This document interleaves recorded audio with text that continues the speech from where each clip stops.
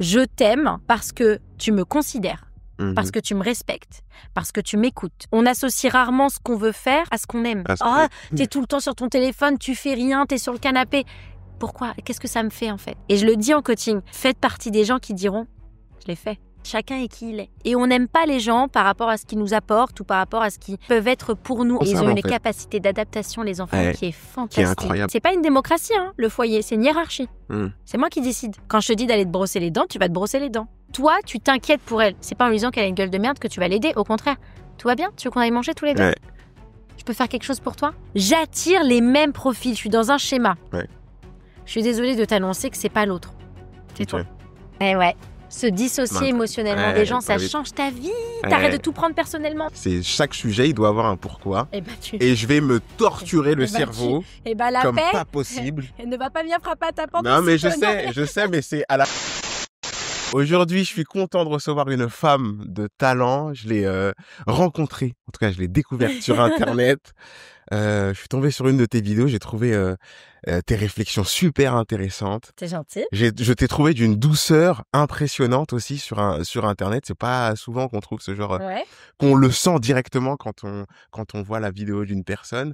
Tu es aussi auteur de livres. 365 pensées que je suis en train de lire là actuellement. C'est vrai? Je te promets. Aussi des mots sur nos mots, si je dis pas de bêtises. Qui sort là. Courant janvier. Qui va sortir. Et tu es aussi coach en développement personnel. Yes. Tu as aussi un swag de malade aujourd'hui. Il a fait cette voix. Faites du bruit pour Jade. Je suis content vraiment de te recevoir merci beaucoup. Et d'avoir cette discussion avec toi aujourd'hui. Donc on va parler de cuisine, c'est ça. Exactement. Voilà. Je voulais Exactement. être sûre, j'étais pas sûre que j'avais de cuisine et de politique. Ah, bah j'adore la DA. Allez. Non, on va parler de tout. On va parler de la vie. On va parler de toi aussi un peu. On va parler de moi aussi. C'est une discussion. Tu es libre de me poser des questions comme je vais t'en poser. Déjà, est-ce que tu vas bien, Jade ? Bah, écoute, ça va. L'hiver n'étant pas ma saison préférée. On est d'accord. C'était très dur. Moi, je me suis tapé 1 mois de grippe. Mais tu sais quoi ? J'en ai enchaîné 2, moi. Mais moi aussi. Putain. On va faire la course, non, moi plus. Non, mais vas-y, raconte. J'en ai une. Elle passe. Je suis saucée. Je me dis, allez, c'est bon, je suis sortie du truc. Je fais un week-end. La même. Elle revient. La même. 42 fièvre, tout. Mais après, tout le monde est tombé malade là dernièrement. Donc, je t'avoue que là, ce dernier 1 mois et demi, 2 mois était très compliqué. On est pareil, moi. Je suis pas mal malade. J'ai eu une espèce de grippe, je sais pas ce que c'était, qui a duré longtemps. Ouais. J'ai enfin réussi à m'en sortir. Et quelques temps après, regrippe. Oui. Moins longtemps, genre 3-4 jours, mais bien forte, c'est bien carabiné là. Et c'est ouf. Ouais, non, c'est ouf. Mais ça va mieux aujourd'hui. Si ça va mieux, tout va bien là. Tu es coach personnel. Est-ce que tu te coaches toi-même ? Des fois, je me pose la question. Non, chaque fois que je vois un coach personnel, est-ce que tu te coaches ? Est-ce que tu t'auto-coaches ? Tu peux on s'auto-critique. Ouais. Mais t'auto-coacher, c'est pas possible. En fait, tu pars du principe que tu peux pas sortir de ta personne. Ok ? Donc, si tu t'imagines que t'es une boîte, t'es dans une boîte. Moi, j'aime bien dire la boîte de Barbie, tu vois. Tu vois, Barbie, quand elle est dans son carton, elle peut pas sortir de son carton toute seule. Faut que quelqu'un la sorte. Donc, tu peux faire ton autocritique. Plus tu vas te charger d'humilité, tu vas mettre un petit peu ton orgueil de côté, plus tu vas avoir la facilité de te rendre compte un peu de ta responsabilité dans ce qui t'arrive. Mais t'auto-coacher, non, tu peux pas. Ouais. Parce que ta perception, tu peux pas sortir de la perception que tu as de toi-même et du monde. D'accord. Donc, tu as besoin des autres pour ça. Est-ce que toi, un peu comme un psychologue, tu fais appel à des coachs toi-même pour dans ta vie, ou non, toi, t'as plus une réflexion personnelle? Non, moi, j'ai besoin de personne. Non, c'est un peu ça. Ou toi, tu penses que t'as besoin de personne. Non, oui, bien évidemment. Ça m'est déjà arrivé, mais au-delà de ça, moi, je le dis tout le temps, je suis trop bien entourée. Ouais. Vraiment. Genre vraiment. Très, très, très bien entourée. Ta famille? Ouais, tu fais référence à ton père souvent. Ouais, c'est quelqu'un que j'admire beaucoup, mon père. Ça me fait plein. Mais non, on n'est pas là-dedans, mais non, mais... moi? Mais je trouve que tu... je savais pas, je pensais pas. Mais je trouve que tu... j'ai regardé une vidéo, t'as fait référence à ton père, un conseil qu'il te donnait. Je sais que là, on s'est rencontrés, c'est la première fois qu'on se voit, c'est vrai. Les gens ne savent pas. Et tu es aussi chaleureuse en vrai que dans les vidéos. Et tu as encore fait référence à ton père. Je me suis dit, tu dois avoir, ça doit être une personne qui t'influence beaucoup, en fait. Ouais, c'est quelqu'un que j'admire énormément. dans ses valeurs et ses principes. Mon père, vraiment. Ma mère, j'admire son cœur. Elle a un cœur, une extrême sensibilité. Donc elle a vraiment un bon cœur, tu vois. D'accord. Et mon père, c'est quelqu'un d'intelligent. Ouais. C'est quelqu'un de très intelligent, de très cultivé, Ouais, tu vois. Okay. Donc j'aime beaucoup ce que mes parents dégagent. Et après, je suis extrêmement bien entourée aussi. Mes frères et sœurs, je suis très bien entourée. Et j'ai besoin d'eux pour garder ma place, tu vois. D'accord. T'as besoin de personnes qui te rappellent que t'es personne. C'est très bien ça. Que t'es ma fille ou t'es, tu vois, t'es mon frère. Mais c'est bien, parce que quand t'es sur les réseaux sociaux, c'est important de garder, je trouve, les pieds sur terre. Et donc, quand t'as des gens qui te le rappellent, c'est bien. Et je te prends juste 30 secondes pour te dire merci déjà de regarder cette vidéo.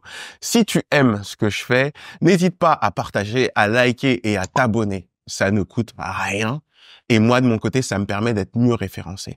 Tu connais le refrain. Active aussi la cloche pour recevoir des notifications dès que je sors une nouvelle vidéo. Voilà, je te dérange pas plus et je te souhaite un bon visionnage. Mais du coup, toi, c'est quoi ton parcours? Parce que comment est-ce que tu passes de coach en développement personnel à auteur, est-ce que tu avais un souhait quand tu as commencé ou tout s'est Eh ben, tu sais s'est quoi? enquillé Une de mes meilleures amies dernièrement, j'avais totalement oublié, hein. Elle me dit, tu te rappelles quand on était jeunes? Genre, on avait 16-17 ans. Hein. Ouais. Elle me dit, quand tu venais chez moi avec mes autres amis, elle m'a dit, tu nous faisais des sessions de thérapie. Mais non! Mais je te jure, et en fait, j'ai totalement oublié ce souvenir. Ouais. Et je me dis, mais c'est un truc de ouf. Et en fait, elle me dit, ouais, parce que je suis retombée sur tes carnets, en fait. Donc, je me posais avec mes lunettes, je les allongeais, et je prenais un carnet, tu vois, je leur faisais leur thérapie. C'est génial. Et je me dis, mais c'est ouf à quel point on est vraiment... il y a des signes pour ceux qui veulent les voir, quoi. Tu vois, c'est-à-dire que je pense que tu es quand même prédestiné à quelque chose dans ta vie. On n'a pas forcément conscience au moment, mais en fait, moi, depuis toujours, j'ai toujours aimé ça. Mais j'en parlais dans une vidéo quand j'avais fait avec quelqu'un, c'est ce rapport de se dire, on associe rarement ce qu'on veut faire à ce qu'on aime. À ce qu'on aime, ouais. Tu vois, généralement, tu te dis pas, je peux en faire un métier. Toi, par exemple. Ouais. Tu peux pas te dire, non, mais mon métier, je vais faire rire les gens. Non. Dans le cerveau, la société n'a pas été créée pour ça, tu vois. Ouais. Donc, c'est compliqué, hein. Une réflexion que j'ai souvent sur le rôle un rôle qu'on néglige beaucoup à l'éducation nationale, c'est le rôle de la conseillère d'orientation. C'est fou comment, pour moi, c'est l'une des personnes les plus importantes à l'éducation nationale et j'ai l'impression que son travail n'est pas assez mis en valeur. Aujourd'hui, je sais pas si tu sais, mais aujourd'hui, les conseillers d'orientation sont des psychologues. J'ai vu maintenant dans les écoles, ça a changé. Alors moi, ça me perturbe un peu. Pourquoi? Parce que j'ai l'impression que le métier de psychologie et le métier d'orientation professionnelle, c'est deux choses totalement différentes. Alors ça l'est vraiment? Tu vas peut-être m'éclairer là-dessus. J'imagine que tu as un avis, mais moi, j'ai l'impression que c'est vraiment deux perspectives différentes, en fait, ou deux compétences totalement différentes. La psychologue, en soi, elle réalise des tests de personnalité ou autre. On va pas mettre une personne qui a un terrain d'hypersensibilité et un terrain anxiogène dans des études de médecine. On va éviter de le faire. D'accord. Ok, c'est ça l'approche. En fonction de qui tu es, alors je vais pas dire que... Je veux pas qu'on ait des croyances limitantes, mais je pense que c'est hyper important de savoir qui on est. Et il y a à peu près 6 grands types de personnalités, tu vois. Et il y a ce truc de se dire, je sais à peu près... Tu prends un enfant qui est hypersensible, qui a une hypersensibilité. Il y a certaines choses qui vont être plus compliquées pour lui à gérer qu'un autre enfant qui n'a pas d'hypersensibilité. Est-ce que ça veut dire que certaines choses qu'il ne peut pas faire? Non, mais il y aura des choses qui seront plus faciles pour lui et plus compliquées pour lui. Donc, je pense au contraire que moi, une psychologue qui réalise ces tests de personnalité-là, qui peut mettre en avant certaines, tu vois, prédispositions chez les enfants, ça peut être bénéfique au contraire. Parce que la conseillère, elle conseille, mais elle conseille un peu de manière généralisée. Elle va te dire, qu'est-ce que tu veux faire? Moi, je me rappelle à notre époque, c'est « Oh, j'ai rendez-vous avec la conseillère, mais on y allait un peu, tu vois. Je sais pas pour toi, mais on y allait un peu. » Je vais pas en cours, quoi. Voilà. Je vais, oh non, je peux pas venir avec vous, les gars, je dois voir la conseillère. Oh non, flemme, tu vois. Mais c'est vrai, on se disait ça, on n'y allait pas en mode, ouais, elle va changer ma vie. C'est un fait. Après, on était... et là aussi, je trouve que ce rôle n'est pas assez mis en valeur, c'est que... C'est vrai, hein. C'est que la conseillère d'orientation, on la voit peut-être une fois dans l'année, en 6e ou enfin en 6e, en 3e peut-être. Et après, au lycée, on devient quelqu'un d'autre. Il y a un À changement, l'université, on devient encore quelqu'un d'autre. Enfin, voir la conseillère d'orientation en 3e, pour moi, ça n'a pas de sens puisque tu vas. Enfin, sauf s'il y a un suivi.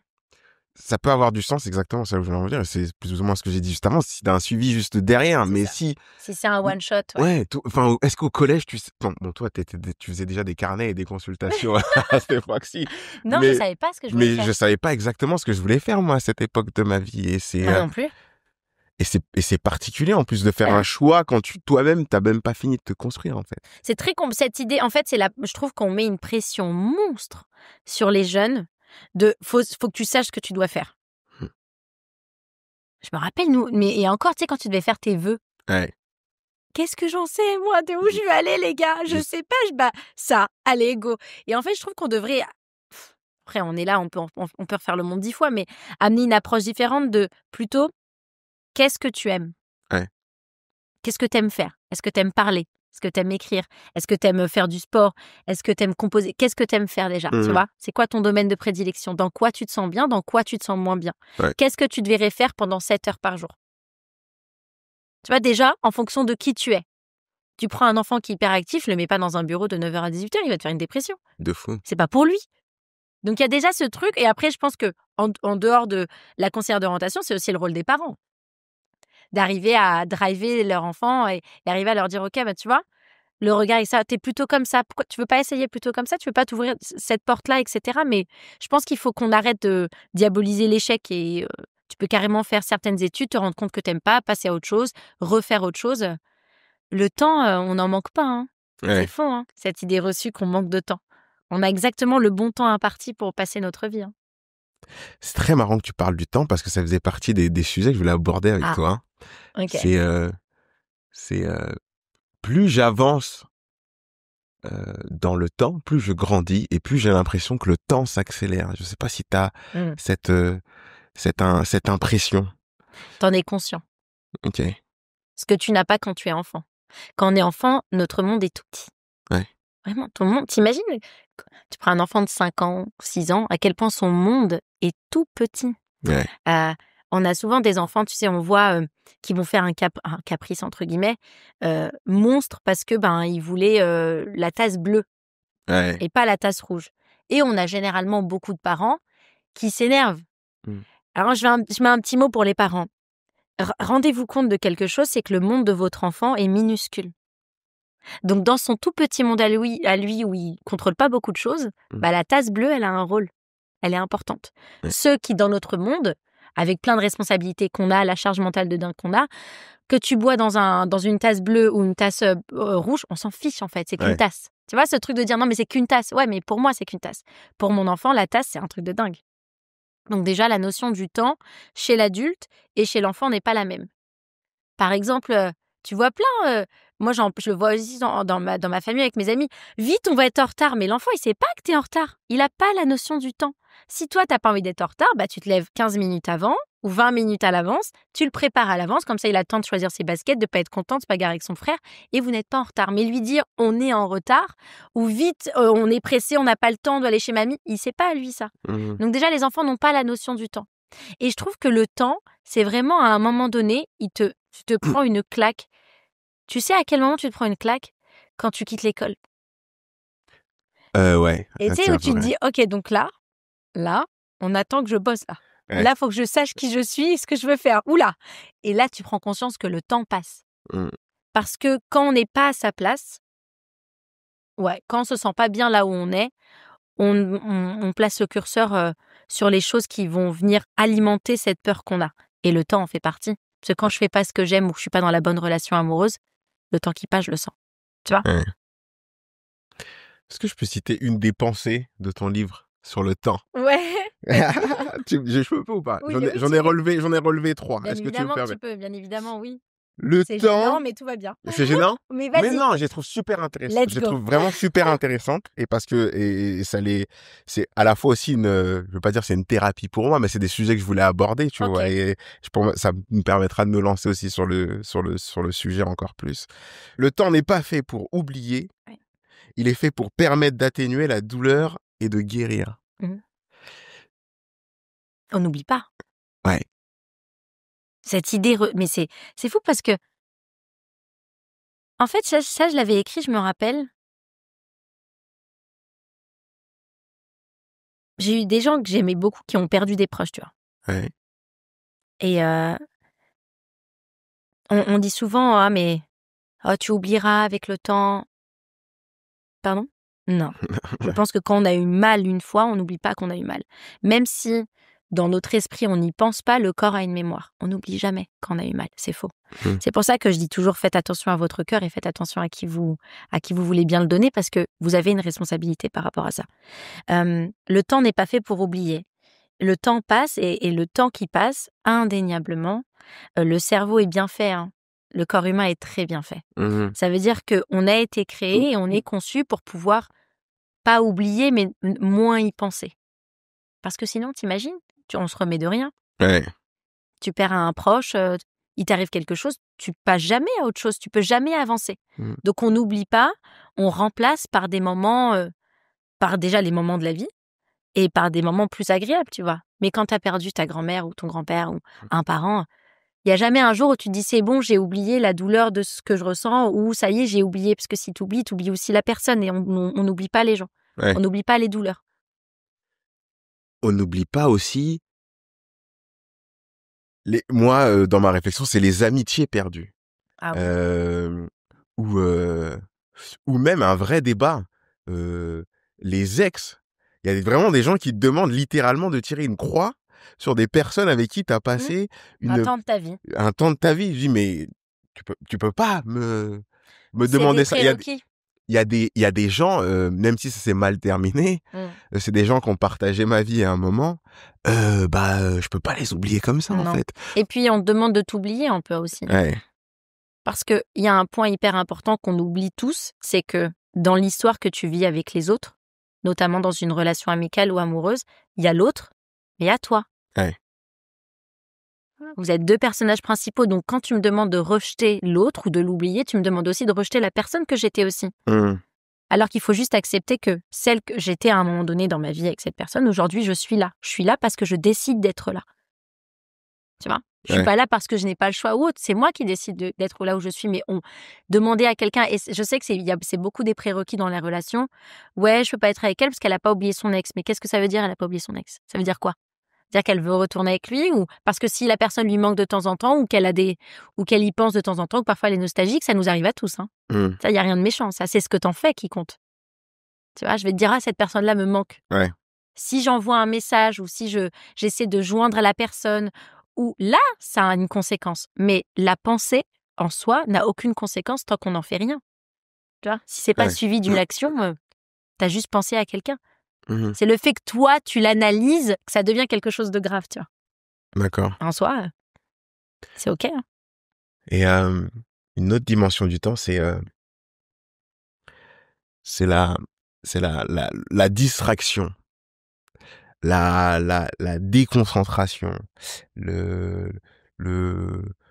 ce monde dans lequel on vit où on est très très vite distrait par d'autres choses, en fait. Et j'arrive à un stade de ma vie où je me dis, putain, en fait, je suis de plus en plus, de moins en moins concentré, en fait, j'ai l'impression. Et j'écoutais un auteur qui disait qu'en fait, la distraction, c'est juste un moyen de fuir des émotions, en fait, internes qui sont enfuies en nous. C'est ouf. Elle est ouf aussi, cette réflexion. Et à partir du moment où tu comprends un peu ça, et ben t'as une vision totalement différente, en fait, sur la distraction, sur les notifications que tu reçois, est-ce que toi, dans ton travail de coach en développement personnel, tu aides des gens justement à se dépolluer ou à regagner en concentration, par exemple, ou est-ce que tu as ce genre de demande? Je pense que c'est secondaire. Ouais. Parce qu'on a... C'est des conséquences. D'accord. C'est pas la source. Moi, je pense que il faut se concentrer, il faut aller à la source. On est, c'est un exemple un peu bête comme ça, mais franchement, je peux pas l'imaginer, mais on est un peu des poulpes, tu vois, des pieuvres. Nous, on est la source, donc le corps, et après, on a des tentacules. D'accord. Les tentacules, c'est les vaisseaux dans notre vie. Amour, amitié, famille, travail, vie sociale, etc. Tu vois, enfant pour certains. Et donc, mais le conducteur d'énergie, c'est le corps de la pieuvre, tu vois. Et après, on redistribue cette énergie dans plein d'endroits. Je pense, je serais pas aussi catégorique que ça, et je serais pas aussi fataliste que ça. Je dirais que la distraction, c'est OK. Bien sûr, on a tous besoin d'être distraits. La notion dont tu parlais de dire que la distraction est une réponse traumatique, oui, dans certains cas, quand tu as été dans un mode survie très longtemps dans ta vie, souvent généralement quand tu as grandi dans un espace un peu chaotique, la procrastination va faire partie de ta vie. C'est quelque chose, mais c'est plus parce que tu cherches du repos, en fait, quand t'en as pas connu, dans un foyer où t'en as pas connu. Donc les enfants qui ont grandi dans un foyer chaotique, généralement, en grandissant, c'est des gens qui ont beaucoup de facilité, beaucoup de talent, mais qui procrastinent beaucoup, beaucoup, beaucoup, beaucoup. Pourquoi? Non pas parce qu'ils ont pas envie, ou qu'ils ont de la paresse, ou qu'ils sont feignants, c'est juste qu'ils se reposent, en fait. D'accord. Ça leur fait du bien de ne rien faire. Et quand tu scrolles pendant des heures sur ton téléphone, oui, c'est une réponse traumatique, mais ton cerveau, il est en off et ça te fait du bien. En fait, il faut te dire pourquoi est-ce que je le fais. C'est pas de « Oh, t'es tout le temps sur ton téléphone, tu fais rien, t'es sur le canapé. » Pourquoi? Qu'est-ce que ça me fait, en fait? Il y a quoi que je ressens quand je suis sur mon téléphone pendant des heures en train de scroller? Les gens, ils vont te répondre quoi, généralement? Ça me fait du bien, je me déconnecte. Je réfléchis à rien. À quel moment ça devient problématique? Ça devient problématique quand ça t'empêche de faire des choses. C'est l'excès qui est problématique. Ouais. Mais tu vois, juste le fait de prendre conscience que tu es sur ton téléphone et de te dire « Putain, j'ai scrollé pendant 3 heures. » Tu vois, juste le fait de te le dire, je le sais que je suis en train de le faire. Donc déjà, le fait d'en prendre conscience, ça te permet de travailler là-dessus. Mais tout cet esprit où on essaie de motiver les gens en pointant du doigt ce qu'ils ne font pas et en diabolisant ça sert à rien. Moi, personnellement, je vais pas bien dans ma vie. Tu m'en mets plein la gueule en me disant que je vais pas aller mieux. Je vais dire, foutu pour foutu, autant y aller. Donc, je pense que la démarche, c'est la compréhension. Comprendre qui je suis. Mais vraiment, pourquoi je le fais, moi? C'est quoi qu'est-ce que ça m'apporte? Pourquoi je procrastine? Je suis une feignante ou genre, il y a... Non, en fait, en réalité, j'ai peur d'essayer. J'ai peur d'essayer parce que j'ai peur de me tromper. Donc, c'est plus facile d'être sur mon canapé à rien faire. Et quand tu as compris ça, mais je risque vraiment quoi, en fait, en essayant? C'est quoi le pire qui pourrait m'arriver? Allez, vas-y. Tu vois, tu te mets dans des situations. Est-ce que je pourrais le gérer? Ouais, en soi, je peux. Pas très grave. Au pire, quoi, je réussis pas. Toi, c'est quoi ton parcours, du coup? D'où tu viens? D'où tu viens, Jade? On me pose cette question. Et où tu vas? Mais parce que je ne viens pas d'ici. Je viens pas de la planète Terre. T'as pas dit? C'est possible. Non. Franchement, ça ne m'étonnerait pas. Je viens d'une planète très sympa. Voilà, non, je rigole. Je viens d'ici. Voilà, c'est déjà pas mal. Mon parcours, il a été... Bon, j'en ai déjà parlé, donc je vais faire une redondance, mais c'est pas grave. Ah, pardon, mais moi, je suis pas au courant. Mais c'est pas grave. Et j'ai fait quoi? Alors, j'ai fait un bac littéraire. Je te vois bien en L, effectivement. Ouais. Non, j'ai fait un bac S, voilà. Ah, tu t'attendais pas à ça? J'aurais dit aussi, je te vois bien en S. Je te vois bien. Non. Faire une année de médecine. J'étais hyper forte en maths et tout quand j'étais au collège. Mais vraiment, je suis arrivée au lycée. La même. Je suis arrivée au lycée, j'ai dit, non, en vrai, la philo, c'est bien. L'anglais, c'est bien. Donc, j'aimais beaucoup les lettres. Après, j'ai eu mon bac. Après, j'ai fait une année de licence. Je voulais étudier la littérature anglaise. Après, je suis partie un peu aux États-Unis. Et quand j'étais là-bas, je me suis dit, tiens, il faut quand même que je me trouve un truc. Et j'ai toujours voulu écrire. J'ai toujours écrit, mais j'ai toujours voulu être publiée. C'est différent. Ouais. Et quand j'avais 15 ans, j'avais eu l'opportunité d'être publiée parce que je faisais des concours d'éloquence. Et j'ai dit non. J'ai dit non parce que je pense que t'es jeune, t'as 15 ans, t'as pas du tout envie qu'on t'en mette plein la gueule quand t'as 15 ans et t'as peur de la critique à 15 ans. Et je me rappelle, j'ai dit non parce que j'avais peur du regard des autres. Et ça m'est toujours resté en travers de la gorge, mais sans plus. Je me suis dit, ok, c'était pas le moment. Et donc, je fais une école d'art en pensant que je vais écrire des bouquins. Donc, je rentre des États-Unis, je fais la rentrée et en fait, j'apprends que je vais publier des bouquins. Ah, je me dis, l'ironie, c'est drôle. Ah, donc je vais fabriquer les livres, d'accord, je vais pas les écrire. Ok, bon bah ok. T'aurais pu glisser le tien, en Je me rappelle, mon prof nous fait visiter, je me dis, mais c'est quoi toutes ces machines ancestrales? Et je dis, excusez-moi, qu'est-ce qu'on est en train de faire? Il me dit, je vous montre les machines que vous allez utiliser. Mais j'ai dit, mais les machines, pourquoi faire? Il me dit, pour fabriquer les livres. J'ai dit, qui va fabriquer des bouquins? Il me dit, vous. Je dis, ah non, mais moi, monsieur, je veux les écrire. Ah, mais pas du tout, c'est pas ce que vous allez faire là. Ok, et donc je me suis dit, j'y reste, au moins demain je vais m'auto-publier, je sais comment faire un bouquin, tu vois. Donc je fais ça se passe très bien, je suis très contente, c'est quand même une belle expérience, tu vois. Après je fais plein de petits stages et tout, mais c'est un milieu, l'édition, qui est quand même extrêmement fermé, tu vois. Ou alors il faut accepter de faire beaucoup de stages, beaucoup de trucs. Moi, ma situation personnelle à ce moment-là ne me le permettait pas, donc je me dis non, il faut que je bosse. Donc j'ai fait plein de trucs. Je travaillais pour une ONG, j'ai travaillé... j'ai fait de l'événementiel, de la com, etc. Et donc, j'ai fait vraiment plein de trucs. Et à un moment donné, j'avais fini mon boulot, parce que forcément, tu t'en doutes, je faisais beaucoup de CDD. J'ai pas trouvé ma voie. Et j'ai un pote qui me dit, tiens et tout, viens bosser à la banque. Si tu veux quelques mois pour payer tes vacances, tu vois. Viens bosser à la banque, ils cherchent quelqu'un. Ok. Donc, je vais bosser à la banque. Bon, je suis contente d'avoir été allée bosser à la banque. Ça a été mon élément déclencheur, tu vois. C'est pas du tout pour moi.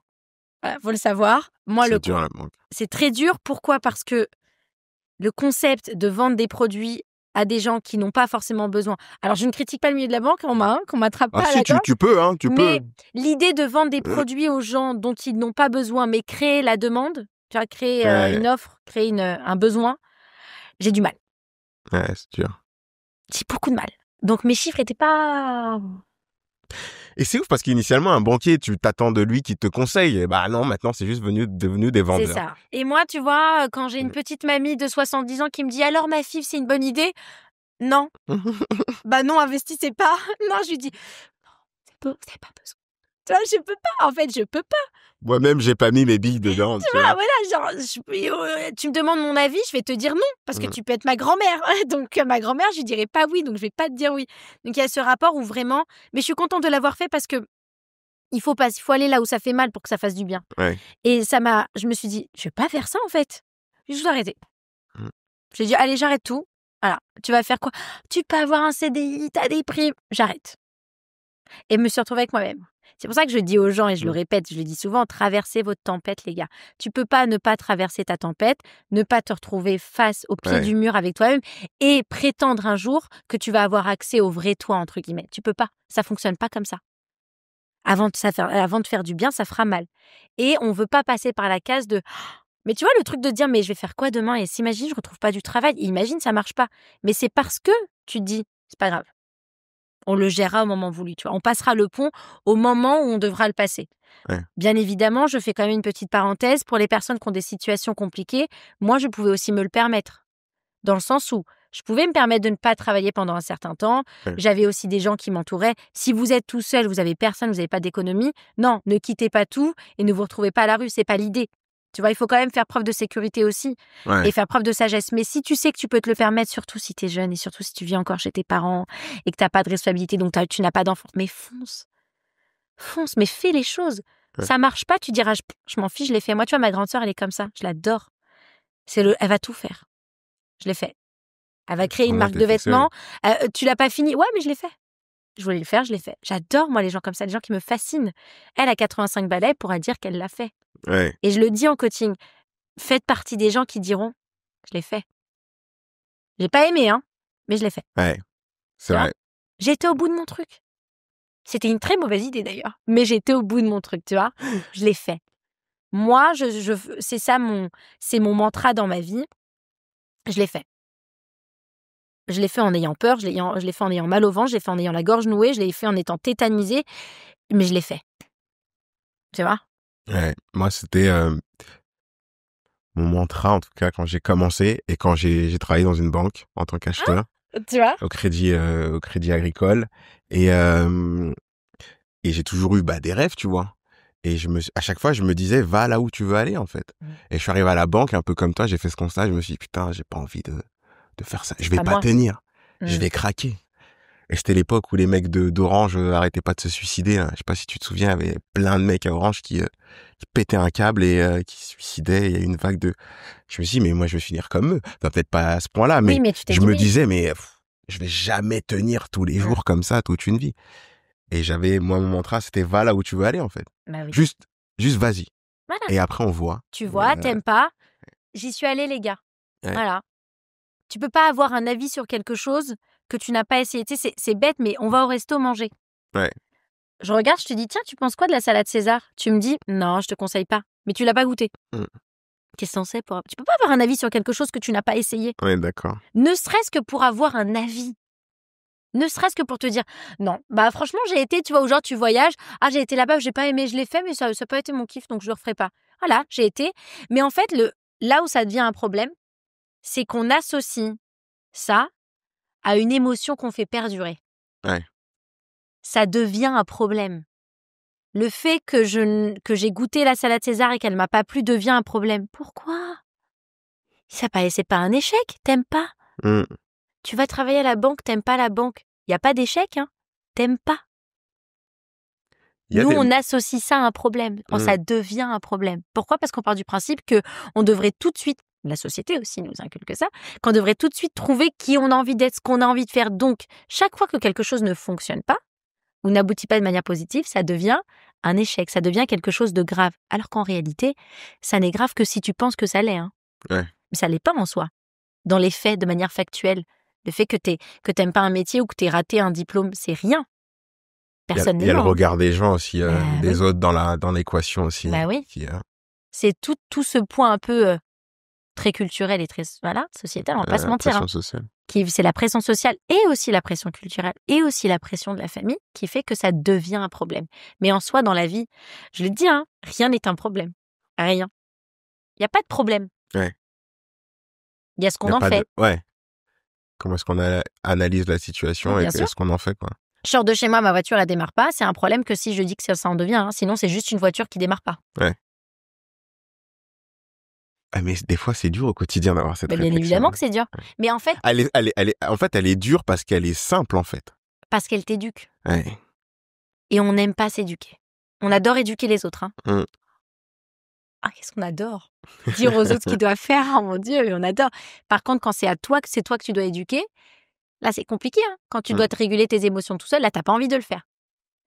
L'émotion, c'est pas... on diabolise pas l'émotion dans le sens où j'ai pas le droit de ressentir de la frustration parce que ma voiture, elle démarre pas. Bien évidemment que t'as le droit d'être frustré, c'est chiant. Tu vas être en retard, il faut falloir payer, t'as pas forcément envie de mettre de l'argent dans des réparations. T'as le droit de ressentir de la frustration. C'est quand tu commences à dire « pourquoi moi ?» ça devient un problème. Pourquoi moi ? Pourquoi pas toi ? C'est écrit où que ça devait pas t'arriver ? C'est quoi cette garantie qu'on a que quand on se réveille le matin, on va sortir, on va rentrer chez nous ? T'en as une, toi ? Moi, je suis venue jusqu'ici, je sais absolument pas si je vais arriver chez moi en rentrant. Je le sais pas. Et c'est pas grave, ça fait partie du cycle de la vie. Mais tellement on a été conditionné à tout avoir, que chaque question doit être suivie d'une réponse, que ça doit être logique, que ça doit être facile. Dès qu'on sort un petit peu de notre zone de confort, oh, mon Dieu, qu'est-ce qui se passe ? Qu'est-ce qui m'arrive ? Il t'arrive rien. T'as juste une voiture qui démarre pas et tu vas devoir aller la faire réparer pour voir ce qu'elle a. Voilà ce qui se passe. Il y a rien d'autre. Tout va bien. Mais si ça t'arrive souvent ? Change de voiture. Mais non, mais si t'as des galères souvent dans ta vie, si t'es un Pierre Richard. Je suis une Pierre Richard. Je suis un Pierre Richard aussi. Moi aussi. C'est très dur. C'est relou. Mais, je suis là. Oh, tout le monde me dit, chat, je dis ouais, je sais. Comment t'as fait ? Je sais pas. Ouais. Mais en fait, c'est qui je suis. Ouais. Voilà, je vais me faire mal facilement, je vais facilement casser des choses ou abîmer des... Qu'est-ce que tu veux que je fasse ? Je l'ai intégré, quoi. Ouais. Si moi, déjà, j'en fais un problème, les gens aussi en feront un problème. Mais comme moi, déjà, le fait que je sois une Pierre Richard, ce n'est pas un problème, mes amis, mes proches, ils sont plus là. Je leur dis, ouais, je sais. Tout pareil, les gars. Tout pareil comme vous. Tu vois ? J'ai le même ressenti. Ouais, je me dis, oh non, encore, tu vois, je vais me casser la figure. Je me dis, comment t'as fait ? Je me parle à moi, je me dis, franchement, soyez bienveillants avec vous-même. On manque tellement de bienveillance on est tellement dur avec soi-même. Tu sais, t'as pas remarqué ? Si. Moi, je suis dur avec moi-même Après, probablement parce que ça a été mon éducation, j'ai eu un père très exigeant. Du coup, je suis dur avec moi-même, mais je suis aussi extrêmement dur avec les gens que j'aime. C'est vrai? C'est-à-dire, pas dur dans le sens où je vais vouloir le meilleur d'eux et ça va me faire chier si je vois qu'ils sont en capacité d'obtenir mieux et qu'ils ne l'ont pas en fait. Mais peut-être qu'ils le veulent pas. Ben je sais, ça c'est la réflexion et le travail que je fais sur moi. Mais moi, ça me fait mal de voir quelqu'un de mon entourage être Passer à côté de son potentiel, par exemple. exactement. Ça me fait De son vraiment full potentiel. exactement. Ça me déchire vraiment. Hein. En réalité, ce que tu dois dire, c'est que les gens, même tes proches, hein, surtout, Ouais. les gens ne t'appartiennent pas. Je sais. Les gens ne nous Mais appartiennent pas. pour moi, c'est une part d'amour en fait. Selon toi. Selon tu moi, vois, j'aime oui. bien parce que d'accord. tu as commencé ta phrase par pour moi. On s'arrête là. T'as dit pour moi. Mais tu sais que j'en suis conscient et que c'est vraiment un travail que je fais sur moi, mais c'est dur, quoi. C'est dur. C'est dur. J'avais ce débat avec une amie, c'est le fait de se dire, putain, il y a des gens, ils vont pas m'accompagner. Genre, on parle souvent en coaching de trucs, de se dire, mais c'est dommage en fait, ils le voient pas. Ou tu sais, par exemple, toi, tu bosses quand même relativement sur toi et par exemple, tu vas voir tes parents qui n'évoluent pas et tu vas te dire, putain, mais ça pourrait être tellement mieux. Si. Ouais, mais chacun est qui il est. Et on n'aime pas les gens par rapport à ce qu'ils nous apportent ou par rapport à ce qui peuvent être pour nous en fonction de nous. C'est pas bon. Mais c'est pas pour moi que je le fais personnellement. Si, parce que toi, ça te fait du bien qu'il se fasse du bien. Tu peux pas sortir de ta personne. Tu penses Moi, je pense que l'altruisme, comme on l'entend, n'existe pas. Il n'y a pas d'altruisme totalement détaché, c'est faux. Faux. Parce que, oui, mais dans ce cas-là, le travail que toi, tu fais sur les autres, se dire qu'ils seraient égoïstes. Mais, attends. On est tous nourris par rapport à nous. Ce que moi, je fais aujourd'hui, le jour où j'ai décidé d'ouvrir des réseaux sociaux pour faire des vidéos et pour aider les gens, pour essayer de mettre ma pierre à l'édifice. Je l'ai fait pour qui ?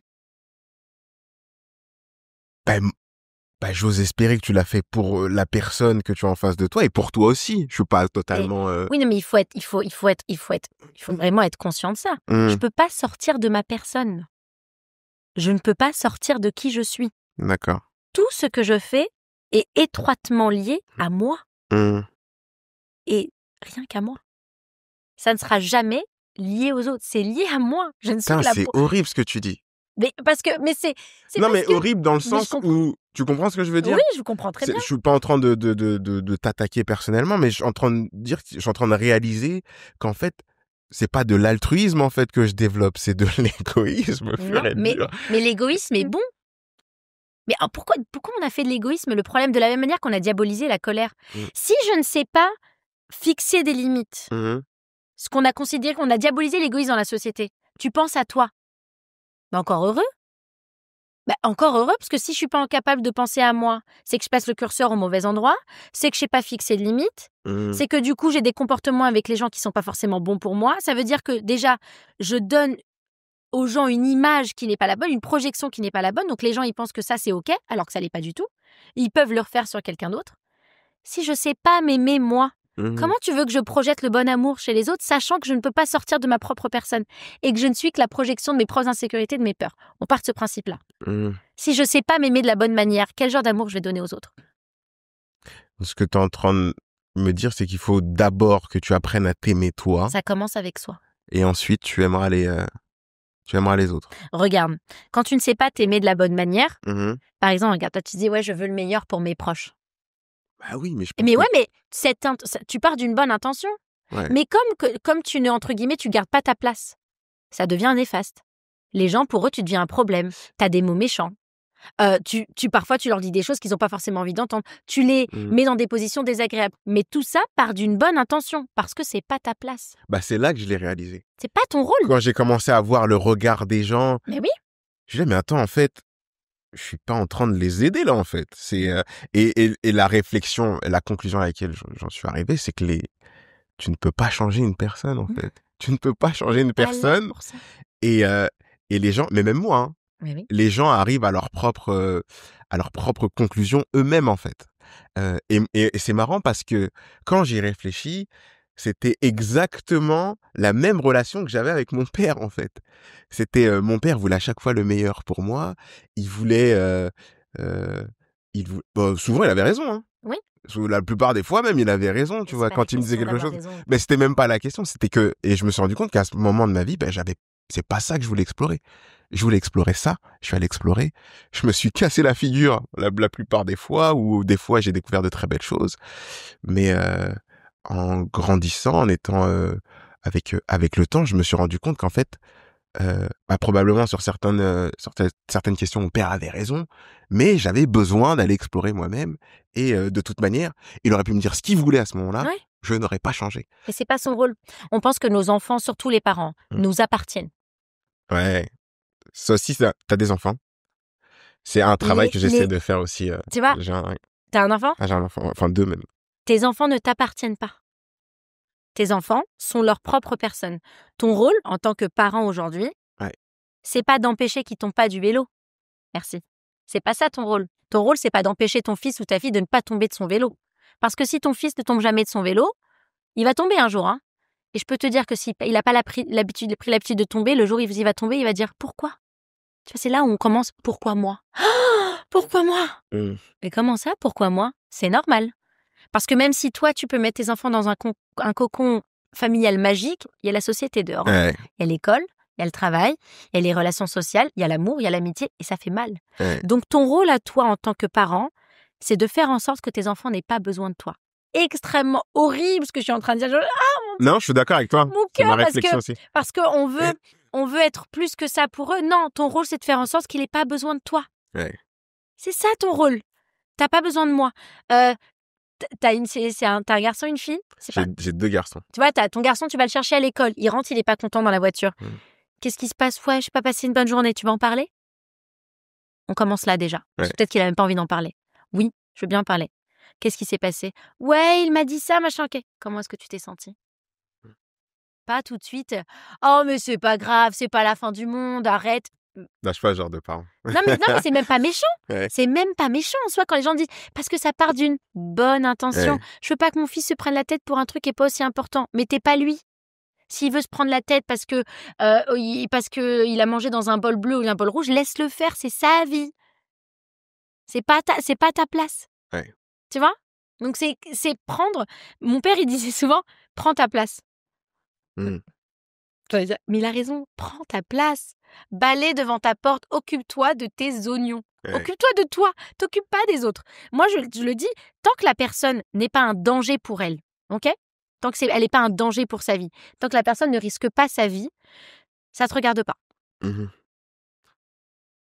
Ça te regarde pas. Est-ce qu'on est venu te poser la question à toi ? On t'a dit, s'il te plaît, tu peux me dire pour... Non. On a tellement tendance à interpréter, tu sais, à répondre. Quelqu'un va dire une phrase comme ça, ouais, pourquoi ? Mais il t'a posé la question ? Il t'a parlé à toi ? Il t'a pas parlé ? C'est tellement vrai. Une réflexion n'est pas forcément suivie d'une question, ça veut rien dire. Il faut être un peu comme l'idiot du village. Hein. Moi, tu m'as pas posé la question directement à moi, je vois pas de quoi tu parles. Pourquoi ? Parce que quand tu te comportes comme ça, déjà, tu gardes ta place. Donc, ton énergie reste quand même très saine et très positive. Et deuxièmement, tu forces les gens à être responsables d'eux-mêmes. Quand tu dis à ton enfant, comment tu t'es senti par rapport à ça ? Ok, qu'est-ce que tu veux faire du coup ? De quoi tu as besoin ? Qu'est-ce que je peux faire pour toi ? Qu'est-ce que tu aimerais ? Tu le forces à se rendre compte qu'il peut réfléchir par lui-même. Il se responsabilise. Et tu l'apprends à réguler ses émotions, à être responsable de ce qu'il ressent. Ce que tu ressens, les gens ne sont pas là pour te faire du mal. Si toi, tu le prends comme ça, c'est par rapport à toi. Tu le rends responsable de sa personne. Ouais, non. L'éducation d'un enfant aussi, c'est une réflexion que tu as au quotidien en tant que parent parce que tu veux le meilleur pour ton enfant. Mais oui, non, moi, j'essaie de les responsabiliser un maximum, comment dire, parce que pour moi, ce qui a été la réussite de mes parents dans leur éducation, c'est qu'ils nous ont donné avant tout des valeurs, et puis après, ils nous ont laissé nous débrouiller, tu vois. Et j'ai l'impression plus tu t'occupes d'un enfant, et moins il devient responsable, en fait. C'est et ça se voit même dans notre entourage, en fait, ou même dans des relations que je peux avoir, et quand je parle avec certains de mes potes. Un petit truc. Ouais. Et Et souvent, c'est en relation avec la manière dont tu as grandi. Et aujourd'hui, je reçois des leçons. Mes petits me donnent des leçons de vie par moment. Et des fois, je me dis, en fait, tu t'inquiètes trop pour un enfant qui est déjà responsable. Ils sont très vite responsables. Ils ont une capacité d'adaptation, les enfants, qui est fantastique. Qui est incroyable. Pourquoi ? Parce que les enfants n'interprètent pas. Oui. Les enfants ne nourrissent pas leurs pensées intrusives. Nous, on le fait. Donc, les enfants, un fait est un fait. Nous, un fait devient une pensée, devient une idée, devient une probabilité, devient quelque chose qui pourrait devenir des angoisses. Les enfants font pas... Mais devient des angoisses. Mais oui, les enfants, ils font pas ça. Ouais. Pourquoi ? Parce que les enfants, c'est égoïste. Pour ça, ils vont là où leurs intérêts vont. Mais ils ont raison. Si t'es pas égoïste, tu peux pas te focus sur qui tu dois être, donc tu peux pas grandir de manière saine. Ouais. Les enfants qui grandissent dans des foyers pas très sains. Par exemple, on parle en psychologie du principe de l'enfant parentifié. C'est quoi ? C'est celui qui a dû prendre la place de ses parents trop jeunes. Ouais. Ça veut dire qu'il a grandi dans un environnement où il ne pouvait pas être assez égoïste pour se demander ce que lui il ressent et s'occuper de lui, parce qu'il a dû s'occuper des autres, parce qu'il avait des parents qui ne savaient pas réguler leurs émotions, par exemple. C'est un enfant qui va grandir, qui va devenir un adulte qui ne saura absolument pas réguler ses émotions, parce qu'on ne lui a pas appris à le faire, parce qu'on ne lui a pas laissé l'espace pour être égoïste, pour penser à lui. Un enfant, c'est pas son problème que t'aimes pas ton travail, que t'es pas heureux, que t'as des problèmes, t'as des angoisses. Arrêtez de... je suis désolée, je veux pas être dure, mais tout ce concept de régler ses problèmes devant les enfants, crier devant les enfants, pleurer devant les enfants. Oh. C'est pas votre thérapeute. C'est quoi ce concept ? Mais il y en a beaucoup, tu vois. Okay. Où on montre aux enfants nos peurs, nos angoisses. Mais les enfants, c'est pas... Si tu fais ça avec un enfant, il devient quoi ? Il devient un réceptacle, tu vois. Et après, il se concentre plus sur ce que lui, il a envie de faire et qui il a envie d'être. Parce qu'il s'occupe de toi. Ou alors, il grandit dans le rejet de ce que tu lui as appris. Je veux pas être comme papa. Je veux pas être comme maman. Il devient exactement comme papa et comme maman. Ouais, ok. Tout l'inverse. Tout l'inverse. Donc, c'est très important. Chacun régule ses émotions. C'est la responsabilité de chacun. Et quand vous êtes dans des relations amicales ou amoureuses où vous vous dites « Non, mais c'est pas grave, je vais pas lui dire parce que c'est compliqué pour lui, il a une enfance difficile. » D'accord, ok, mais je me rappelais pas qu'il y avait écrit centre de formation sur mon fond. Je savais pas qu'on était des associations caritatives, je veux bien, mais à ce moment-là, faut pas se plaindre. Tu vois, tout à l'heure, tu m'as dit « Est-ce que tu t'auto-coaches ?» Ou est-ce que, à partir du moment où il y a un lien émotionnel avec une personne, tu ne peux pas rentrer dans une espèce de thérapie. Il y a un lien émotionnel entre vous. Quand il y a un lien émotionnel, il y a une attente. Cette espèce d'idée qu'on fait les choses de manière désintéressée sans attendre en retour, c'est faux. Désolée. J'avais fait une vidéo où je disais on donne pas parce qu'on est des bonnes personnes, on donne parce qu'on veut recevoir. Les gens m'ont dit non, Jade, c'est faux. Moi, je donne parce que ça me fait plaisir de donner. Tu viens de répondre à ta question, tu as dit ça me fait plaisir de donner. Ça me fait plaisir. Tu le fais pour toi. Ouais. C'est un peu comme quand tu fais un cadeau à 50 €, t'attends à avoir un cadeau équivalent. Mais mais je suis désolée, c'est un fait. À Noël, voilà. T'en as un d'action à 1 €, t'es pas content parce que t'en as fait un à 50, toi. En fait, tu le fais pas pour l'argent. Mais pourquoi ? Parce que tu attends de la considération de l'autre. Et la considération passe par là aussi. Même si tu me le rends pas financièrement, tu vas me le rendre autrement. Et puis, j'ai envie de vous dire, encore heureux, les gars. Vous n'êtes pas des associations caritatives. Dans vos relations amicales ou dans vos relations amoureuses, c'est normal, hein. Et dire non, mais moi je le fais parce que j'ai bon cœur. Mais t'as pas bon cœur là, c'est de la bêtise. T'es en couple avec quelqu'un qui ne fait rien pour toi, qui ne te rend rien et tu fais que donner. C'est pas être une bonne personne. Parce que demain, ça va générer de la frustration et de la colère. Et après, tu vas te transformer en quelqu'un de pas très sympa. C'est comme ça que les gens plutôt sympas deviennent des gens pas très sympas. Plus jamais. Moi, c'est terminé. Ils tombent dans l'extrême. Parce qu'ils ont été dans un extrême trop positif, et après, ils deviennent trop fermés. Parce qu'ils ont trop donné. Arrêtez de trop donner aux gens. Personne ne vous l'a demandé. C'est faux. Pas besoin de trop donner aux gens. Les seules personnes avec qui tu dois le faire, et encore, c'est tes enfants. C'est tes enfants à qui tu donnes sans attendre en retour. Parce que c'est ton rôle. Ouais. T'attends pas que tes enfants te le rendent. Oui, mais même eux, il faudrait pas trop leur donner aussi. Moi, je déteste le schéma de l'enfant gâté. Qu'est-ce que ça veut dire, enfant gâté ? L'enfant à qui on dit oui à tout et qui n'a aucune notion du travail, de l'argent, des valeurs. Il y a toute une éducation positive en ce moment où faut pas dire non à un enfant. Moi, ça m'effraie. Mais l'enfant, tu lui tends la main. Pourquoi tu te plains qu'il prend ? Qui tend la main ? Qui donne? Moi. Voilà. Pourquoi tu donnes? Parce que j'ai envie de lui donner et lui faire plaisir. Pourquoi? Parce que c'est mon enfant. Mais tu nourris quoi avec? Il y a un milliard de manières de faire plaisir aux enfants, de leur donner des choses. Quand par exemple on est dans les biens matériaux, pourquoi je comble quoi avec? Je comble quoi quand j'offre quelque chose à quelqu'un? L'enfant, il n'est pas responsable de sa personne. D'accord. Son lobe frontal n'est pas développé.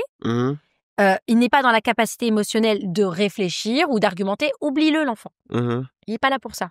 Donc, quand je lui offre quelque chose, c'est moi que j'alimente? Mais bien sûr. Ça te fait plaisir de faire plaisir à ton enfant. Ça te fait plaisir quand ton fils dit « Ouah, papa, t'es le meilleur, je voulais trop ce jouet. » Mais est-ce que c'est pas dangereux, du coup, de trop lui donner, justement? C'est ça ma réflexion. Mais les gens qui donnent trop. Et moi, c'est ça que je trouve problématique aujourd'hui. Mais oui, mais en réalité, ça n'a rien à voir. C'est pas un enfant qui prend trop. C'est un parent qui donne trop. Tu mets un paquet de bonbons devant un enfant. Bien évidemment qu'il va tout manger. Il sait pas que s'il mange tout, il va avoir mal au ventre. Ça, je suis d'accord. C'est à toi de dire non, ce sera 2. D'accord. Pourquoi? Parce que si tu manges plus de bonbons, tu peux avoir mal au ventre, ça peut te rendre malade, c'est pas bon pour tes dents. Donc les parents qui ne savent pas dire non à leur enfant? Ça a tout à voir avec eux. J'ai un enfant, je peux pas lui dire non. Non. Non, je peux pas lui dire non et je ne veux pas lui dire non aujourd'hui. Je ne veux pas lui dire non, c'est pas que tu ne peux pas et ça n'a rien à voir avec lui. On reproche pas à quelqu'un de prendre quand on lui donne. C'est qu'il y a quelque chose en toi que tu nourris quand tu lui dis oui. Va chercher cette réponse. Parce que lui qui prenne, c'est pas trop son problème. Hein. Pas de sa faute. Hein. Ok. Et demain, ces mêmes enfants te diront « C'est ta faute, maman, si j'ai une addiction au sucre, t'as pas su me dire non. C'est ta faute si je suis pas reconnaissante, t'as pas su. » Mais c'est la vérité. Ouais. Et c'est pour ça, après, on dit « Oh, les enfants sont ingrats. » Ils sont pas ingrats, les enfants.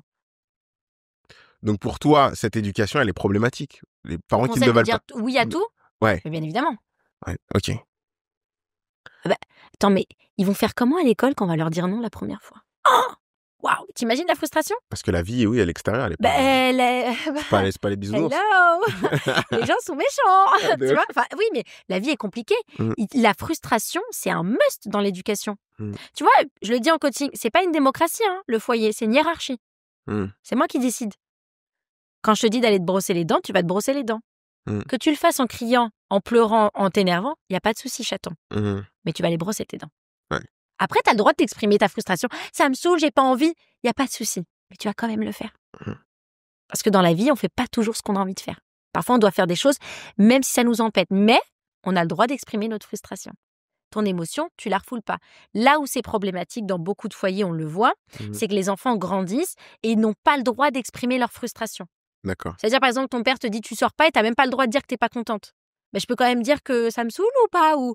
Parce que les parents, tu les renvoies à « Ah ouais, donc tout ce que j'ai fait pour toi et en plus là, tu n'es pas contente. » Donc en fait, c'est là où quand tu viens terrer tes émotions, quand tu viens anesthésier, parce que j'ai pas le droit, t'évites de dire que tu n'es pas contente ou que tu n'aimes pas ce que ton père il a dit ou il a fait, tu n'as pas le droit à cette critique, là, c'est problématique. Mais en réalité... Tu voulais manger des bonbons le soir, je t'ai dit non. T'es pas content, tu pleures. Je te fais même un câlin. De quoi t'as besoin? Tu veux un câlin? Allez, viens. Oh, je suis pas contente, maman. Oui, c'est pas grave. T'as le droit. Même moi, ça me saoule quand je fais des choses que j'ai pas envie de faire. Je comprends. Même moi, j'ai pas envie d'aller à l'école. Ouais, je comprends. Même moi. Parfois, je vais au travail, ça m'énerve. Je sais. Mais l'école, c'est important. Donc, tu vas y aller. Tu vois? Je vois totalement. Donc, c'est important c'est la double... Tu vois, c'est l'éducation comme ça où elle est bienveillante dans le sens où tu as le droit d'avoir des émotions et papa et maman, ils sont pas déstabilisés parce que mon enfant fait une crise sur le sol. C'est OK, hein. En fait, c'est en rapport avec nous. Tu es à l'aéroport, la dame, elle vient te voir, elle te dit « Bonjour, alors je suis désolée, il y aura plus de vol. » Toi, tu es là avec ta valise, comment ça, il y aura plus de vol? Moi, je suis censée partir aujourd'hui. Et que font 90% des gens? Ils se lèvent, ils vont gueuler sur la... Ouais. Elle a fait quoi, elle? La pauvre. Elle conduit elle drive l'avion, c'est elle? C'est pas elle. Et souvent, quand il y a le manager qui arrive, il se calme. Mais ça, c'est une réponse traumatique. Ouais. Le fait d'exprimer comme ça, c'est une réponse traumatique quand on le fait. On se met dans un état de colère. Et le fait de te prendre 2 secondes, de dire attends, pourquoi je m'énerve là? C'est quoi? Parce que je prends pas mon avion. Ok, ça va changer quelque chose si je vais crier sur la jeune dame ou pas? Des fois, c'est aussi un jeu de rôle, dans le sens où le mec sait que s'il gueule, peut-être qu'il va aller chercher son responsable et peut-être qu'il va avoir un remboursement. Ou oui, d'accord, mais alors déjà, c'est pas du tout en criant. Et deuxièmement, le vol est plein. Tu vas pas prendre l'avion aujourd'hui. Ah non, c'est sûr. Tu vas pas partir. C'est sûr. Et donc, crie, tu ne vas pas partir. Tu vois le conseil, tu vois comment on redevient des enfants qui font la crise parce qu'ils n'ont pas le paquet de bonbons à l'hôtel. On fait la même chose. Eh ouais, on fait exactement la même chose qu'eux. Mais comme nous, on est des adultes, on a le droit parce que c'est pour des problèmes plus graves. Non. Non. L'avion est plein, tu vas pas monter dans l'avion. Oublie. Donc passe à autre chose. Ça te saoule, je comprends. C'est chiant. Ouais, tu devais aller là, tu devais rejoindre des amis. C'est chiant. Y a pas de souci. Prends le bus. Mais l'avion, il est parti. Pourquoi? Ça sert à rien. Il est parti, l'avion. Et ça, c'est sur ça qu'on s'éduque. C'est sur ça qu'on doit travailler. C'est ça qui est dur, très, très, très dur. C'est cette espèce d'autocritique qu'on fait quand quelque chose nous arrive. C'est arriver à se dire, oula, attends, je prends 2 secondes. Pourquoi je m'énerve là? C'est quoi le truc? Pourquoi je suis en train de me mettre dans un état? Il se passe quoi là? Je prends conscience de moi. Et je régule ce que je suis en train de ressentir. Elle est là, notre responsabilité. Si tout le monde régulait ses émotions, on s'en sortirait très bien. Hein. C'est vrai? N'essaye pas d'obtenir la validation de ceux qui ne veulent pas te voir réussir. Contente-toi de les ignorer. J'adore cette phrase. C'est dur, ça. Hein? C'est dur à faire, effectivement. Mais une fois que tu l'as compris, ça te libère. Ça te libère. La pression sociale, effectivement. On en a plus ou moins abordé. Ça fait partie, tu vois, des phrases que j'ai sélectionnées. Pourquoi t'aimes bien celle-ci? Mais parce que j'ai grandi dans une cité. Et dans une cité, la pression sociale, elle est extraordinaire. Elle est omniprésente. Tout le monde te regarde, tout le monde te calcule, tout le monde commente. Et ça a été ma première difficulté quand j'ai décidé de faire ce que je voulais vraiment faire. Oui. Voir le regard des gens changer, voir les moqueries, je pense j'ai beaucoup parlé avec des potes humoristes ou d'autres artistes ou des gens qui ont entrepris quelque chose de différent du commun, des mortels entre guillemets, que le métro boulot dodo, et ils me racontent tous la même chose, c'est qu'au début ils ont commencé par être critiqués, et les mêmes qui les ont critiqués ont fini par faire la promotion de leur travail et à les féliciter à la fin, tu vois. Et elle est tellement vraie, cette phrase. Je trouvais qu'elle était criante, c'est pour ça que je l'avais relevée, tu vois. Je t'en parle avec beaucoup d'émotion. Ma voix redescend quand je te parle. Et ça n'a rien à voir avec nous. Tant qu'on veut pas le comprendre, on restera bloqué. Mais ça n'a rien à voir avec nous. Rien à voir avec nous. De la même manière que moi, je peux pas sortir de moi-même, mon voisin, il peut pas sortir de lui-même aussi. D'accord. Quand tu parles à des amis, tu vas dire par exemple, ouais, je veux créer une société, je veux faire ça. Fais-le sur 10 personnes. Fais une étude sociologique. Prends un projet et parle-en à 10 personnes différentes. Tu n'auras pas les mêmes réactions. Ouais. Pourtant, ton projet, c'est le même. C'est la preuve que ça n'a rien à voir avec toi. Parce que si ça avait à voir avec la façon dont tu le dis, et ce que tu dis, et la conviction que tu y mets, les gens réagiraient tous de la même manière. C'est pas le cas. Donc, les gens réagissent avec qui ils sont. Tu n'as aucun pouvoir là-dessus. Quand tu veux faire de l'humour et que c'est pas quelque chose qu'on fait d'habitude et qu'une personne se moque de toi, c'est une projection de ses propres insécurités parce qu'elle ne le ferait pas. Parce qu'elle n'irait pas sur ce terrain-là. Donc, elle comprend pas qui tu es. Pourquoi est-ce qu'on veut que les gens comprennent? Pas besoin que tu comprennes ou que tu valides qui je suis. J'ai juste besoin que tu m'empêches pas de le faire, en fait. C'est tout. Mais qu'est-ce qu'on va chercher alors chez les gens? La validation. Parce que on est foncièrement seul en réalité. Et on le sait. Même si on le met pas en avant, on est seul. Et paradoxalement, on est des animaux sociaux. Mais on est seul. Ah, mais si on attend la plupart des... Enfin, moi, je pense à chaque fois, quand je lis cette phrase, à tous ces gens qui ont essayé de quelque chose et qui sont allés voir la personne qu'ils aiment probablement le plus, et cette personne les a regardés et elle a fait pas à ta place, je ferais pas ça. Ouais. Tu vois ce que je veux dire? Il y a tellement de personnes, ça se trouve qu'on sont pas les plus loin que ça, en fait. Parce que cette étape de validation, elle est cruciale. C'est très dur de s'en défaire, mais c'est aussi parce que on n'aime pas les gens de la bonne manière. Tu vois, moi, quand j'ai voulu changer ce que je voulais faire, mon père était pas chaud. Hein. Il m'a dit attends, mais oui, enfin, il y a quand même des responsabilités, tu vas tout pas quitter comme ça, mais qu'est-ce que tu... C'est le papa qui parle, mais bien évidemment, c'est le papa qui a peur pour sa petite fille d'amour. Ouais. Parce qu'il me voit encore comme si j'avais 5 ans, mais c'est normal, il est dans son rôle, mon père. Mon père est dans son rôle.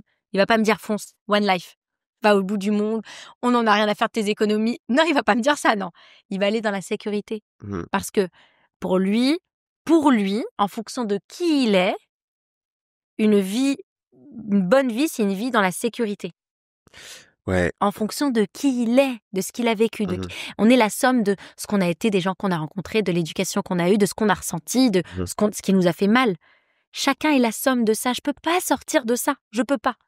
Donc, quand je vais voir quelqu'un Tu sais, le meilleur moyen de voir, de réussir, je donne le petit conseil comme ça aux gens qui veulent entreprendre et par exemple, ils vont voir des personnes. Et des personnes qui disent « Ah, moi, j'aurais jamais fait ça. » Si vous voulez sortir de cette espèce de validation, posez une question. C'est vrai? C'est intéressant, tu peux développer? Comment ça, t'aurais jamais fait ça? J'ai pas compris. Explique-moi. Laissez les gens être responsables de ce qu'ils viennent dire parce que plus tu vas laisser la personne être responsable de ce qu'elle est en train de te dire, se justifier, moins tu seras dans l'interprétation de ça à voir avec moi. Parce que généralement, les gens adorent prendre l'ascendant sur les autres. Tu sais, c'est les phrases que tu te prends quand tu arrives le matin au travail qu'on dit « T'as l'air vachement fatigué, hein ?» Phrase de merde. Pardon, mais qu'est-ce que ça... Non, mais... Parce que moi, je suis pas fan des mini-discours comme ça qui ne servent à rien. Qu'est-ce que ça apporte à la personne que tu es en train de lui dire qu'elle a une gueule de merde aujourd'hui? Ça apporte quoi, là? C'est quoi que tu nourris? Tu prends l'ascendant. Et beaucoup de personnes font ça. Quand on a conscience, on se rend compte que la quasi-totalité des gens font ça. Elle est déstabilisante en plus, cette phrase. Mais bien sûr. Moi, je sais jamais quoi répondre. Fatigué. Bah, c'est je sais pas. Bah, tu te justifies. Ouais, j'ai mal dormi hier, j'étais malade. Et des fois, c'est faux. Des fois, je suis même pas fatiguée. Et je dis oui. Bien. Mais comme on t'a dit que t'avais une gueule de merde, ok. Ouais, c'est vrai, j'étais malade. Bah, le pire, c'est si ça t'arrive et que t'as fait un effort pour te préparer. Alors là, c'est horrible. T'es là, mais pourquoi je te dis ça? Mais imagine à quel point c'est horrible pour l'autre. Et puis moi, je le dis, je suis désolée, je le dis. Qu'est-ce que t'es en train d'apporter là au monde en disant ça? À quoi ça sert? Même si tu vois que la personne, elle est fatiguée et que toi, tu t'inquiètes pour elle, c'est pas en lui disant qu'elle a une gueule de merde que tu vas l'aider. Au contraire, tout va bien? Tu veux qu'on aille manger tous les deux? Ouais. Je peux faire quelque chose pour toi? Ça te dirait sortir? On va manger un morceau, on va discuter. Là, tu sers à quelque chose. Là, tu l'aides. Mais c'est des phrases comme ça qu'on fait tous, hein. Tous, on l'a déjà fait. Pour prendre l'ascendant, c'est notre ego. Ok, c'est notre petit ego, notre petit orgueil qui parle. Alors qu'en réalité, quand tu es confronté à ça, la seule façon de faire, c'est de renvoyer la balle à l'autre. T'as l'air vachement fatigué, Jade. Tu trouves? Ah ouais? Comment ça? Vas-y, dis-moi que j'ai des cernes de malade. Vas-y, va au bout. Dis-moi que j'ai une gueule de merde. Mais dis-le-moi c'est vrai que ouvertement. cette réponse, ça me fait reculer. Tu vois, dis-le-moi ouvertement. Dis-moi ouvertement, bah écoute, aujourd'hui, t'es hyper moche. T'as des cernes de dingue, t'es pas coiffé, t'es mal habillé. Dis-le-moi, tu vas pas le faire. Parce que ton but, c'était pas que j'aille mieux. Ton but, c'était juste de faire un commentaire. Donc va au bout de ton truc. Personne va au bout de son truc. Et puis, quand tu le fais, tu renvoies les gens. C'est vraiment genre, tu les renvoies. Hein. C'est une partie de ping-pong. Il se prend la balle, genre, oula, qu'est-ce qu'elle vient de faire? Bah là, elle vient de me renvoyer ma responsabilité en pleine figure. Et généralement, les gens ne le referont pas une deuxième fois. Parce qu'ils savent que ça ne fonctionne pas avec toi. Chacun est responsable de ce qui sort de sa bouche. Même si je parle de toi, c'est mes mots en parlant de toi. C'est les miens. Je suis responsable de ce que je dis. Demain, il y a un mec qui cambriole une maison. La juge, elle va pas faire venir son meilleur ami. Hein. Ouais. Faut dire pourquoi il a fait ça. Il va dire, bah, madame la juge, je sais pas, appeler le principal intéressé. C'est pas mon problème. Pas moi. Donc moi, je te dis, ouais, t'es hyper susceptible. Hein. Même si je parle de toi, ça reste mes mots. Tout de suite, nous. Ah bon? Bah, pourquoi tu dis ça? Bah, je suis pas susceptible en plus. Et puis, t'es bien placé. Toi aussi, t'es susceptible. On va où, là? Pas mon problème. Imaginez un sac avec plein de pierres. Et à chaque fois qu'une personne te dit un truc, tu te rajoutes une pierre. Après, tu te dis quoi dans ta vie? J'arrive pas à avancer, j'arrive pas à entreprendre, je sais pas ce qui se passe, j'ai l'impression que je suis ralentie. Bah ouais, parce que tu récupères des choses qui ne t'appartiennent pas et que tu les mets sur ton dos à toi. Tu portes le poids de choses qui ne dépendent pas de toi. Ça marche, amis, famille, amour, pro, tout ce que tu veux. Ça n'a rien à voir avec moi. Mais bon, ça te ramène aussi à ta solitude, donc ça demande beaucoup d'humilité. De se rendre compte qu'on est tout seul. J'ai tellement de questions à te poser. Les gens, est-ce que tu connais ces gens qui disparaissent à un moment dans ta vie? Toi, tu ne comprends pas pourquoi. Et 10 ans après, ils réapparaissent. Alors que toi, foncièrement, t'as pas changé de malade, enfin, entre la personne que tu étais et ces gens réapparaissent. Est-ce que tu as déjà vécu ce genre de truc ou est-ce que tu as déjà eu ce cas de figure en coaching? Moi, avec les réseaux, oui. Forcément, tu t'en doutes que beaucoup de personnes, après, les réseaux sont réapparus dans ma vie. Moi, je me demande pas pourquoi. Le pourquoi rend fou. Te fou. Mais moi, c'est le vraiment mais moi le pourquoi c'est ma vie. C'est chaque sujet, il doit avoir un pourquoi.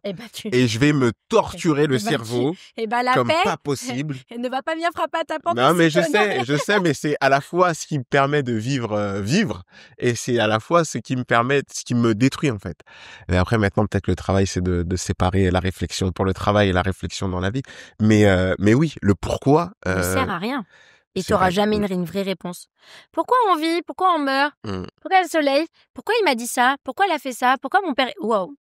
Je sais pas. Eh ouais, t'es pas censé savoir.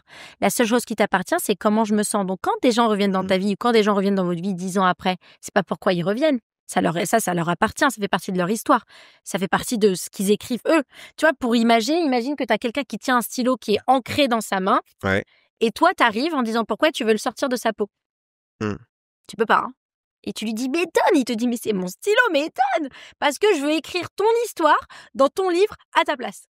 Parce que j'ai la prétention de savoir mieux que toi ce que tu fais. Et pourquoi tu le fais? On manque d'humilité. Pourquoi non? Comment je me sens?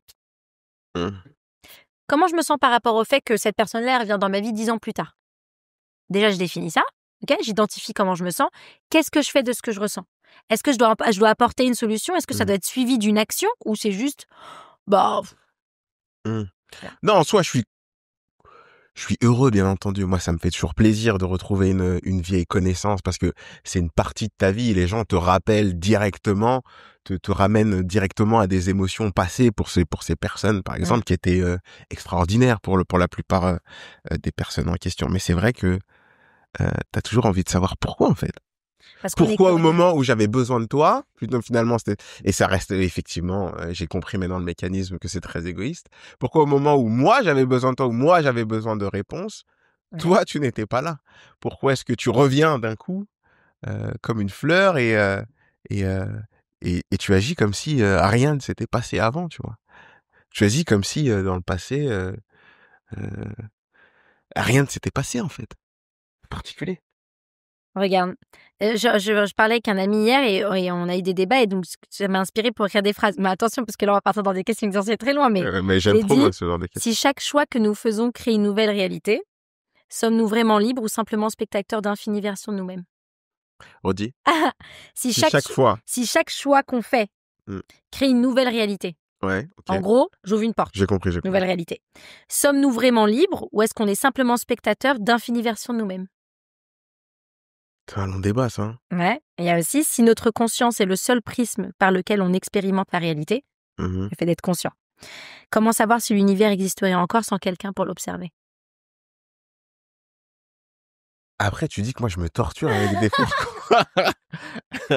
Là, on part sur une disserte de 1 heure, quoi, minimum. Non, mais en fait, dans le sens où ce que je veux te dire, c'est que c'est OK de se poser des questions existentielles.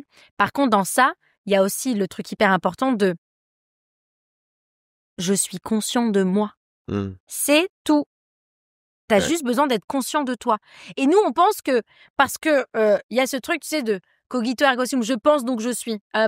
Non, faut finir la citation. Hein.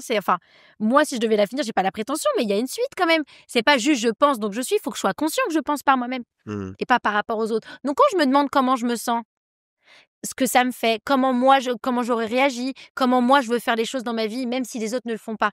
Ouais, moi, j'aurais pas fait ça. Ouais, mais devine quoi? C'est pas toi. C'est pas ton histoire. C'est pas le personnage principal. Donc, si ça te plaît pas, t'as juste pas à faire la même chose ou à ne pas t'entourer de personnes qui le font puisque nous sommes la somme des 5 personnes qui nous entourent. C'est tout. Juste t'entoure pas de personnes qui font ça. Juste ne t'entoure pas des gens qui font ça. T'aimes pas les gens qui mentent. Moi, j'aurais pas menti. Je comprends pas. Moi, je l'aurais pas fait. C'était pas lui. C'est quoi cette appartenance mal fondée de vouloir être les autres? T'aimes pas les gens qui mentent? Devine quoi? Déjà, mens pas. Hein? Sois en adéquation avec ce que tu défends. Et deuxièmement, t'entoures pas de personnes qui le font. Si ça te plaît pas, quitte la table et lève-toi. Lève-toi et quitte la table. Ouais. Tu vois? Fais en sorte que ce que tu veux soit en adéquation avec qui tu es. Parce que trop souvent, on projette sur l'autre. Mais nous, on se regarde pas. Hein. On se regarde pas beaucoup, nous. Bon, on regarde les autres. Ah, on adore. Mais c'est le propre de l'humain. Parce qu'on n'est pas... C'est ce que je disais, on n'est pas conscient qu'on existe et c'est grâce à l'autre que je prends conscience que je suis là. Si tu me parles pas là, si personne me parle, Comment je prends conscience que je suis quand même là? Je l'oublie? Est-ce que moi, je vais m'oublier si personne ne me rappelle que j'existe? C'est pour ça qu'on a besoin des autres. Parce que c'est grâce aux autres qu'on prend conscience qu'on est là. Mais on n'est pas là grâce à eux. Juste si c'est un rappel. Tu comprends? C'est grâce à eux, c'est un rappel. Mais c'est pas grâce à eux qu'on existe. Tu existes par toi-même. Tu sais, tes citations, elles me font penser au livre des proverbes dans la Bible. Ah! C'est la manière dont c'est écrit, la manière dont c'est percutant en fait à chaque fois. C'est des comment on appelle ça? C'est le livre des proverbes et c'est un recueil de plein de proverbes sur la vie. Trop bien. Et du coup, je me suis demandé si tu avais une relation à la foi en fait. Oula, c'est moi le débat. Ouais, Moi, je trouve que c'est fascinant. La spiritualité est fascinante. Et je pense qu'il faut être. On peut pas affirmer aujourd'hui, par A plus B, qu'il n'y a rien. Ouais. On a découvert 5% des océans, 10%, même pas. L'univers est en expansion constante. Comment moi, je peux arriver et dire non, il n'y a rien, il n'y a que nous. Ou il n'y a rien après la mort. Je sais pas, j'ai pas été, je suis pas revenue. Donc je peux pas. Pour l'instant, personne n'est revenu. Donc en fait, moi, j'aime pas les absolus qui consistent à dire il y a rien. Non, on peut pas, on n'a pas été là-bas. Donc on peut pas savoir, tu vois. Ouais. Il y a personne qui peut garantir par A plus B que c'est ça. Donc je pars du principe que la spiritualité, c'est quand même un sujet très large. Moi, personnellement, je suis fascinée par les religions. Je trouve que les religions, c'est fascinant. Et quand je dis la religion, je prends la religion, pas l'homme, ce qu'il en fait. C'est des choses tellement différentes. D'accord. Je trouve que c'est des sujets fascinants. Et moi, je trouve que toutes les choses qui peuvent pousser les personnes à se poser des questions, à faire leur introspection, à être meilleures, c'est positif. On se bat beaucoup parce qu'on aimerait avoir raison, tu vois. Ouais. On commence le débat, on écoute les gens pour répondre et non pas pour comprendre, tu vois. Non, c'est ma religion à moi, non, c'est ma religion à moi. La religion qu'il est en train de faire le pousse à donner de l'argent, aider les gens financièrement ou peu importe comment ils aident, tu vois, qui sont dans le besoin. Sa religion le pousse à ne pas s'énerver quand il a envie de se mettre en colère. Sa religion le pousse à faire les choses... C'est cool, c'est bien. On s'en fiche après, c'est bien, c'est good. Tu vois, genre, c'est une bonne chose, les gars. Arrêtez de vous battre par orgueil, parce que vous pensez que moi, ce que je fais, c'est mieux que toi. Pourquoi tu as besoin que les autres valident ce que tu es en train de faire? Ils croient pas la même chose que toi, mais dans les deux cas, vous faites des choses positives. C'est bien. Non, parce que moi, je crois à quelque chose, il faut que tout le monde croie à ce que je crois. Donc ta foi n'est pas très... Je partage ton analyse. Chacun fait ce qu'il veut. Chacun fait ce qu'il veut. Il n'est pas en train de te faire du mal à toi. Il tape pas à ta porte pour te forcer de faire quelque chose. Laisse-le si ça le rend heureux. Tant qu'il n'y a pas atteinte au bien commun ou à la vie de quelqu'un, tu vois. Je le dis, je le répète, tant que la vie de quelqu'un n'est pas mise en danger. Si les gens veulent croire que les arbres parlent et que ça les rend heureux d'avoir une connexion à la nature, qu'est-ce que ça te fait à toi? Pourquoi est-ce qu'on critique ou on juge les choix des autres? Ça change quelque chose au tien? Ça te rend pas meilleur en plus, hein. Laissez les gens croire ce qu'ils ont envie de croire, si ça leur fait du bien, si ça les rend meilleurs. Laissez-les. On a besoin de ça, mon Dieu. On a besoin de ça. Dans le monde dans lequel vous vivez, on a besoin de ça. Tu vois? Mais non, il faut que les gens croient comme moi je crois. Parce que moi, je vois les choses comme ça. Parce que moi, j'aurais pas fait ça. Quelle prétention on a quand même. Il y a une thématique aussi que je voulais aborder avec toi, parce que j'ai tellement de discussions avec mes potes, amis, filles en couple et d'autres potes. Déjà, la première question, c'est j'ai toujours eu tu sais, ce couple qui se dit constamment je t'aime, je t'aime, je t'aime, et quelques temps après, t'apprends ils sont plus ensemble en fait. À chaque fois, je me dis, mais est-ce que quand les gens passent leur temps à essayer de se démontrer leur amour, est-ce que c'est pas là que c'est le plus fragile finalement? Ah. Les démonstrations d'amour sont géniales. Enfin, tu dois en avoir. Ouais. Mais moi, j'ai tellement de cas de figure dans mon entourage où quand on était en vacances, tu sais, ce couple, quand on est en vacances, ils sont tout le temps là en train de se relacer, en train de se faire des bisous, en train de se dire je t'aime. T'as l'impression d'assister au couple parfait. Et toi, tu regardes ton partenaire, t'es là, mais Merde, peut-être qu'on fait pas bien les choses, on nous. fait pas bien les choses. Et puis quelques temps après, t'apprends qu'ils sont plus ensemble. Mais le nombre de fois où c'est arrivé dans mon entourage, c'est incroyable. Et je sais pas si toi t'as déjà eu une réflexion là-dessus ou si t'as déjà eu des cas de figure où est-ce que c'est révélateur de quelque chose. Je pense qu'il y a pas de science exacte. Il y a des gens qui sont comme ça, ils sont comme ça toute leur vie. Et tu sais jamais pourquoi vraiment quelqu'un est drivé par ce qu'il fait. Tu vois, il y a les idées reçues de se dire plus une personne va être jalouse ou va faire des commentaires, plus en fait c'est elle qui se fait pas confiance et c'est elle qui risque de tromper. Bon, il y a des idées reçues comme ça. Moi, je suis pas fan des trucs comme ça, un peu des codes où genre par exemple ils reviennent. J'aime pas les phrases comme ça. Là, je l'ai mis dans mon livre. Arrêtez avec ils reviennent tous. Arrêtez avec ça. Arrêtez avec vos croyances Ils reviennent limitantes. tous. Tu vois, alors la phrase consiste à dire ouais, t'inquiète pas, ils reviennent tous, les ex reviennent toujours. Ah, d'accord. Et on grandit avec ces croyances limitantes. Mais déjà, est-ce que j'ai envie que tu reviennes dans ma vie? Déjà, on peut poser la vraie question de comment je me sens par rapport à ça? Ou alors me dire t'inquiète pas, il va revenir. Mais je veux peut-être pas qu'il revienne, mais je me concentre tellement sur l'autre que j'oublie de me demander ce que moi je veux. Dans ce que tu viens de dire, le point, moi, qui ressort pour moi le plus important, c'est, par exemple, quand tu as ton partenaire et que tu te regardes en mode « Mais non, on fait pas ça. » Ouais, mais qui on est, nous? Comment nous, on a envie d'être aimés? Comment est-ce que nous, on voit l'amour? Tant que nous, on est OK et qu'on s'aime de la bonne manière et qu'on définit bien nos besoins et nos attentes dans notre relation, et que moi, je t'ai dit comment je voulais être aimée, que tu m'as dit comment tu voulais être aimée. Si nous, on n'est pas calé je t'aime 8 fois par jour, c'est OK. On est qui on a envie d'être. Ça, je suis d'accord. Mais est-ce que c'est pas révélateur de quelque chose quand les gens expriment... Quand ils enfoncent trop? Exactement. Quand ils en font trop. Parce que moi, j'ai pas de problème dans ma relation. Je sais très bien que, on est OK dans notre relation. Mais ce qui nous étonnait, même on a partagé cette réflexion, c'est putain, ce couple-là. Tu sais, quand tu reçois la nouvelle, non, on n'est plus ensemble. Et toi, t'es là, putain, mais ce couple-là, c'est... C'est vrai que ça revient beaucoup. Après, plus tu es dans la démonstration, et la démonstration qui ne nécessite pas forcément d'effort. Mais après, je veux pas que ce soit une idée reçue de oui, c'est comme ça, donc demain je suis avec quelqu'un, s'il me montre trop son amour, c'est que c'est pas bon. Non, mais c'est vrai que... Ouais, c'est vrai que ça revient quand c'est un peu trop. On a l'impression que c'est surjoué, que les fondations ne sont pas bonnes, comme si on essayait de se rassurer de quelque chose dont on n'était pas sûr. Mais en même temps, j'aime pas les idées reçues. C'est pas, ça fait pas office de vérité absolue, tu vois. En mode non, c'est comme ça. Si j'ai ça dans ma relation, ça veut dire que c'est faux. Non. Par contre, oui, méfiez-vous des personnes qui vous aiment trop vite, trop fort d'un coup. Ça, c'est sûr. On évite le love bombing si on peut dans sa vie. Ah ouais. Tu vois. Tu peux pas arriver où tu me connais au bout de 15 jours et me sortir des grandes phrases, des grandes déclarations, des grands surnoms, des grands projets. Tu me connais pas. Putain, tu me lances sur un truc là. Donc méfiez-vous quand même de ça. T'as dit quoi? C'est quoi l'expression que t'as utilisée? Le love bombing. Il y a un autre truc, c'est l'évidence, qui revient souvent avec... C'était évident? Non, j'ai une pote qui me répète tout le temps, je suis à la recherche de l'évidence. Ah ben. C'est pour elle, l'amour doit surgir comme une évidence. Et quand elle va voir la personne, évidence. Bon. Qu'est-ce que tu penses de ça? J'ai mis les lunettes. J'aime, ça me fait penser à la rêve. I'm gonna hold your hand when I'm gonna say this. Okay. Je vais te tenir la main quand je vais le dire.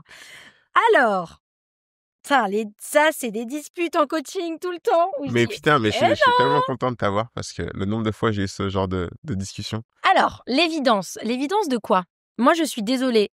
On va pas aimer ce que je vais dire. Vous êtes censé être en mesure de dire pourquoi vous aimez quelqu'un.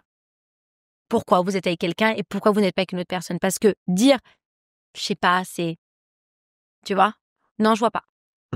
Moi, je peux m'asseoir et te dire, je t'aime parce que tu me considères, parce que tu me respectes, parce que tu m'écoutes, parce que tu m'aides, parce que tu me soutiens, parce que tu fais attention à moi, parce que tu me fais plaisir, parce que tu m'apaises, parce qu'avec toi, je dors. Je peux te dire pourquoi je t'aime.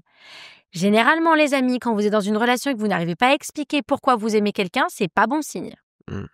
Après, ça ne veut pas dire que, encore une fois, il n'y a pas de vérité absolue. Maintenant, les personnes qui sont à la recherche de l'évidence, attention, parce que vous êtes à la recherche des papillons dans le ventre la personne qui va me couper le souffle. Et je l'ai mis dans mon livre. On s'arrête beaucoup sur, on essaie de trouver la personne qui va nous couper le souffle et on oublie de se demander ce qui nous rappelle de respirer. Tu veux pas plutôt t'intéresser aux personnes qui régulent ton système nerveux? Qui te permettent de bien dormir la nuit, pas celui qui te tient éveillé, celui qui te fait bien dormir.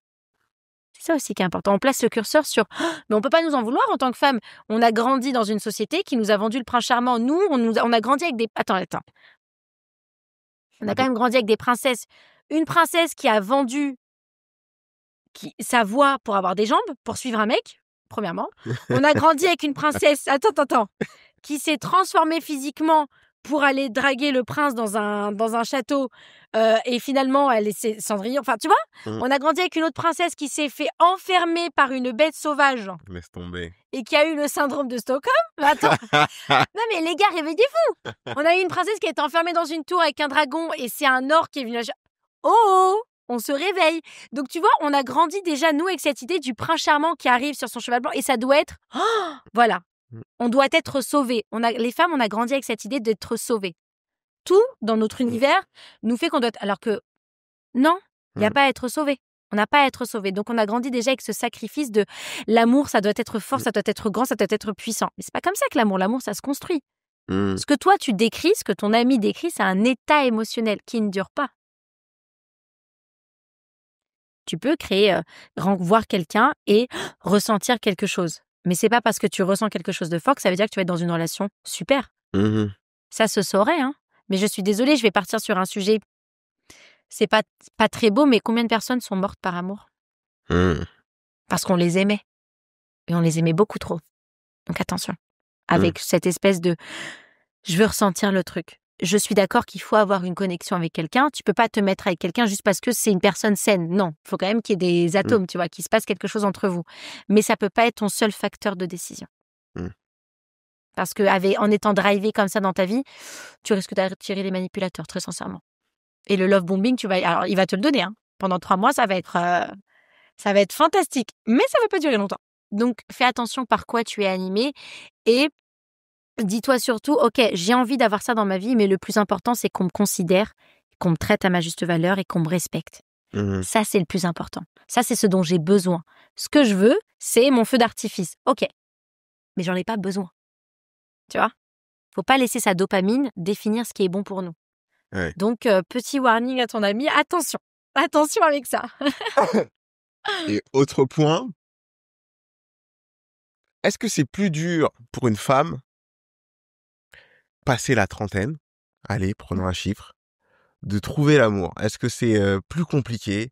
Surtout, au-delà, cette question, elle est très vague, mais je vais te préciser encore plus. Surtout quand tu es une femme indépendante, avec du caractère, avec... j'ai cette réflexion avec une pote qui est célibataire actuellement et qui est une personnalité extraordinaire. Je la surkiffe. Mais elle a l'impression que comme elle a pas un fort caractère, mais une présence, tu sais, qu'elle est là. Enfin, elle le subit pas les choses. Elle sait ce qu'elle veut, tu vois. Des fois, elle a l'impression de prendre trop de place dans les relations en fait dans lesquelles elle entre. Elle a l'impression de faire peur aux mecs. Elle a l'impression de faire peur aux mecs de manière générale, tout simplement. Qu'est-ce que t'aurais à lui dire, par exemple, toi en tant que coach? Est-ce que toi tu laisses de la place? Moi, je laisse pas de place. Est-ce qu'elle laisse de la place aux autres? Parce que y a un non, point... mais moi je laisse pas dans le sens où moi je ne changerais pas. J'irais pas dans une relation. Moi, si c'était ma réponse, j'irais pas dans ce genre de relation. Mais c'est quoi ta question? J'irais pas avec quelqu'un qui est indépendante, etc. Bah, totalement. Pourquoi j'irais pas avec quelqu'un qui est indépendant? Au contraire, t'irais, t'as dit moi j'irais pas. Ouais. Non, je suis mal exprimé. Bien sûr que si. Moi, je surkiffe ce genre de profil. Mais elle, dans sa situation, elle a l'impression que, à cause de sa personnalité, à cause de son indépendance, à cause du fait qu'elle, c'est que des points positifs qu'en fait, qu'elle te transforme en fait en points négatifs. Non, faut creuser, hein. On attire qui on est. On attire qui on est. On attire qui on est. D'accord. Faut creuser, c'est-à-dire? C'est-à-dire que si tu es tous ces points-là qui sont positifs et pourtant tu attires des personnes, généralement, peut-être pas dans une énergie, peut-être pas des personnes qui savent réguler leurs émotions ou des personnes qui se sentent attaquées par toi ou un peu jugées ou tu vois, où l'ego est fragilisé, Il faut se poser des questions. On attire qui on est. Avant de se dire je prends trop de place, est-ce que moi, je suis dans une énergie où je sais laisser la place à l'autre? Est-ce que moi, déjà, je sais le faire? On regarde pas les autres, on regarde soi. Est-ce que moi, j'accepte d'être drivée par quelqu'un de temps en temps, ou alors j'ai toujours, non mais écoute, je sais comment il faut faire, j'ai toujours fait toute ma vie. Est-ce que je suis encore en mode survie là dans ce qu'on appelle, tu sais, les femmes qui hustle, on dit, tu vois. Est-ce que moi je suis toujours dans la bonne énergie ou je suis toujours en mode survie là? J'ai déposé les armes ou je les ai encore les armes? Je suis toujours en guerre ou je suis plus en guerre? Il faut être conscient de soi, tu vois. Maintenant, le deuxième point hyper important, c'est que indépendamment de qui on attire qui on est, il y a ce truc qu'il faut savoir que les hommes et les femmes, on est différents. J'apprends rien à personne, tu vois. Donc, un homme, pour être épanoui, il a besoin de servir à quelque chose. Quand une femme arrive et elle est indépendante émotionnellement, financièrement, dans sa vie, socialement, moi, il peut se dire, mais je lui apporte quoi, moi? Parce que moi, pour pouvoir être épanoui... qu'on a besoin... Oui, c'est votre besoin physiologique. Okay. Vous avez besoin de servir à quelque chose. Si vous servez à quelque chose, vous fournissez des efforts et votre intérêt grandit. Le jour où on vous laisse plus de place pour servir à quelque chose, l'intérêt diminue.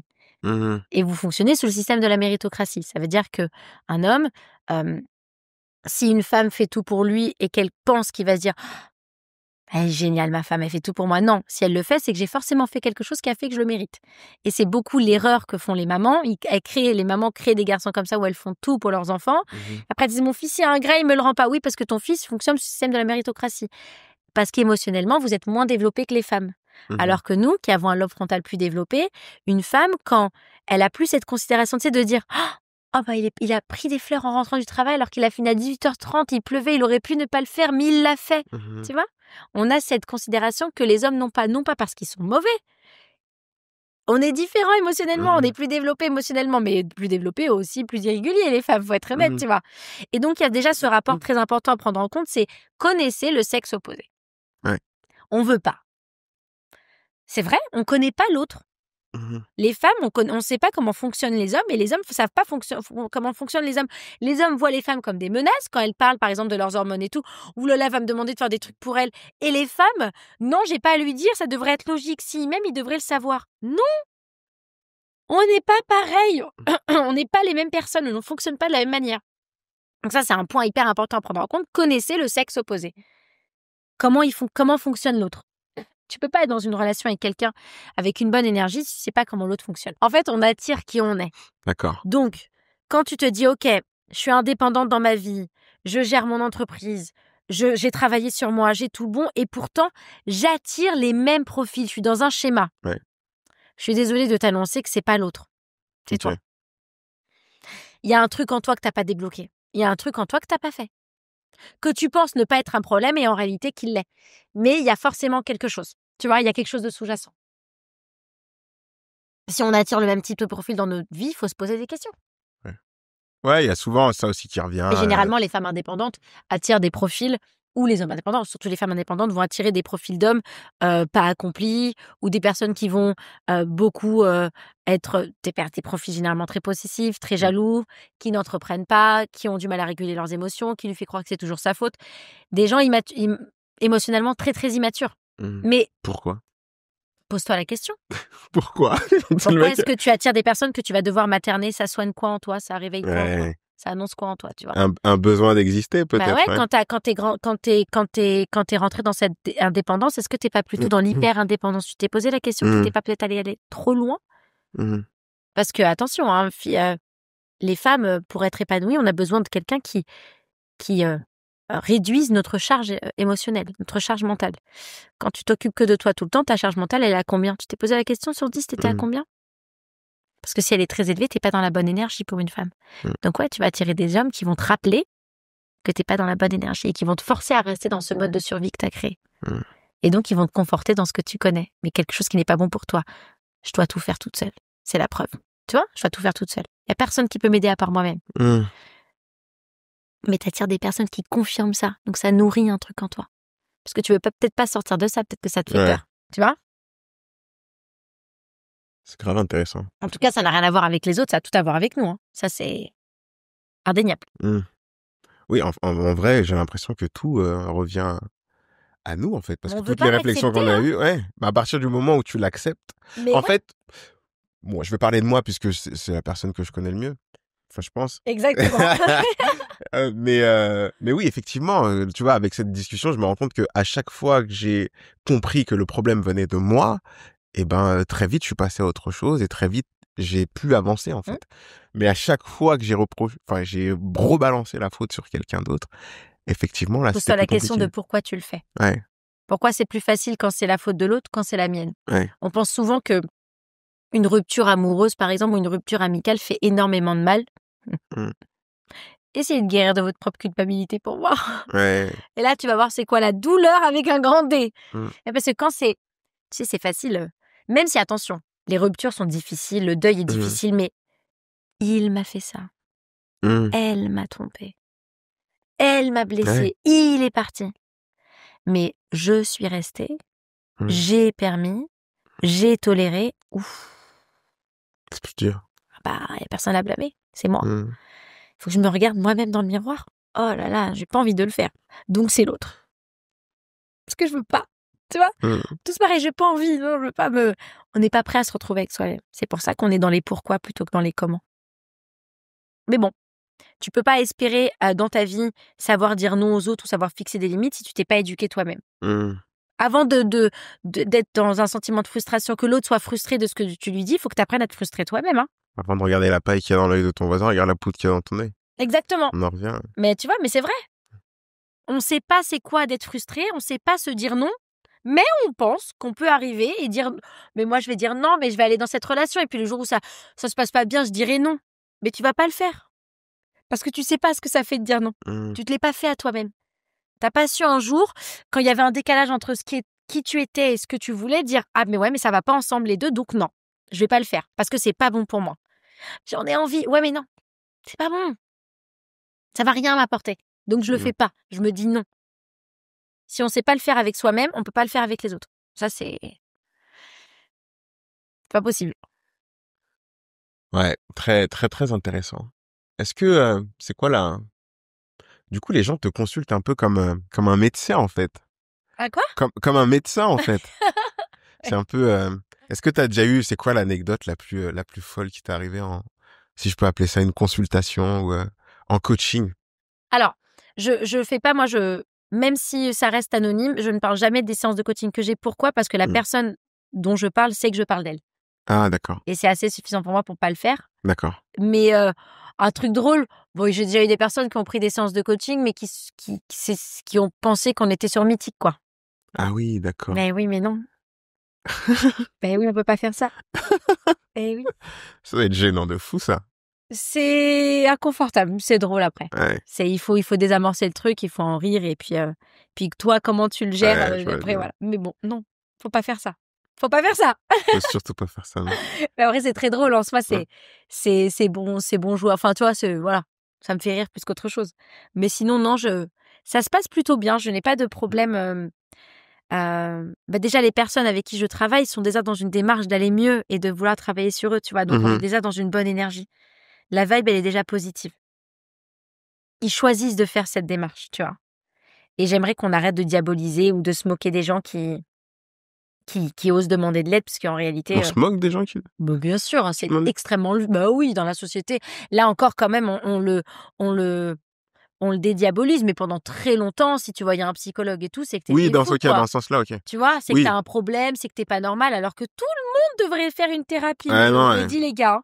Et celui qui dit j'en ai pas besoin, c'est celui qui en a besoin. Ouais. Tout le monde devrait faire une thérapie. Tout le monde Non, devrait travailler sur soi au moins une fois. on en tu vois. parlait avec un pote humoriste, justement, parce qu'il y avait un vrai tabou qui commence à tomber maintenant dans la communauté afro, c'est le fait de consulter un psy, tu vois. Ouais, c'est que t'as un problème. Exactement, c'était vu comme une faiblesse en fait. Bien sûr. Oui, effectivement, oui, tu pouvais être sujet à, je sais pas si de moquerie directe, mais en tout cas, on allait te T'es te bizarre. critiquer ou te dire que T'es tu es bizarre, faible. t'as un Enfin, ouais, problème, t'as un t'es problème. faible. Ouais. Ou alors Ouais. que je suis faible parce que je prends conscience de mes émotions. Mmh. J'ai C'est une besoin d'aide, tout force. simplement. Non, mais c'est pas de la faiblesse. Il faut arrêter avec ça. C'est une force. Mmh. Celui qui n'est pas conscient de qui il est, et de ce qu'il ressent et qui n'arrive pas à réguler ses émotions, ça, c'est de la faiblesse. Mmh. C'est pas une force. Et quand toi, t'en prends conscience, parce que tu l'as fait toi-même, tu vois, tu l'as dit, c'est tellement dur quand je dois m'éduquer. Ça fait mal, hein? Ça fait mal de fou. C'est grave dur. C'est la chose la plus difficile à faire, de se dire, tais-toi Mmh. Ne dis pas Et ça. laisse. Tais-toi. Tu vois, le chut, tais-toi, ça te regarde pas.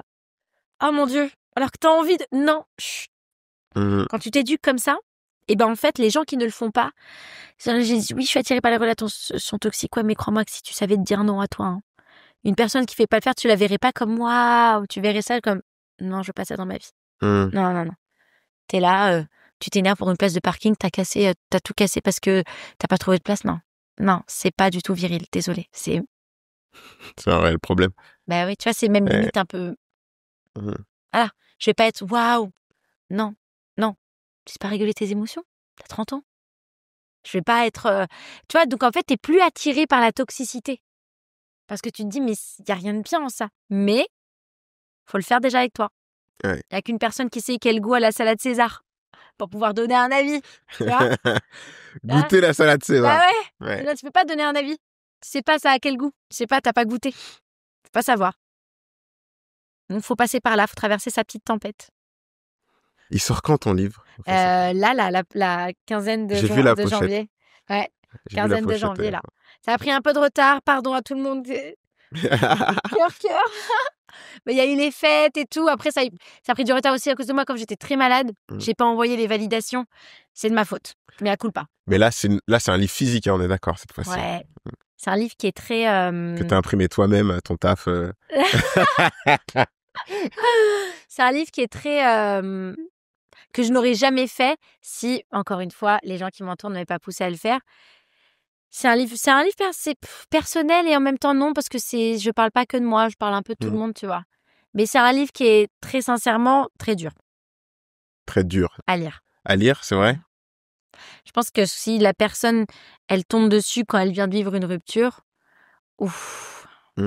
Mais c'est sur ta vie, Non, en fait, donc on a une personnage principale qui traverse une rupture. Donc le livre commence quand c'est fini, je ne t'aime plus. C'est un roman comme ça. Non, c'est pas un roman. Ok, d'accord. C'est un peu de tout. Et donc en fait, elle commence et on est littéralement entre la discussion entre le cœur et l'esprit. Plus j'apporte mon analyse. Une analyse, tu vois, vraiment très pragmatique et tout. Mais en gros, elle tient un journal de bord. C'est littéralement un journal de bord par les phases. Et en fait, ce que j'ai essayé de faire, c'est de faire parler les émotions. Donc, on a tristesse, déni, anxiété, la colère. La colère prend beaucoup de place dans le livre, mais en même temps, c'est une des émotions les plus importantes, tu vois. Ouais. L'ego, le potentiel, voilà, jusqu'à l'acceptation, jusqu'à qu'elle sorte de pourquoi il m'a fait ça, à comment je me sens par rapport à ça et où ça me ramène. Donc, tu vois, on est dans pourquoi il est parti, machin. Attends, mais pourquoi déjà moi j'ai permis qu'il...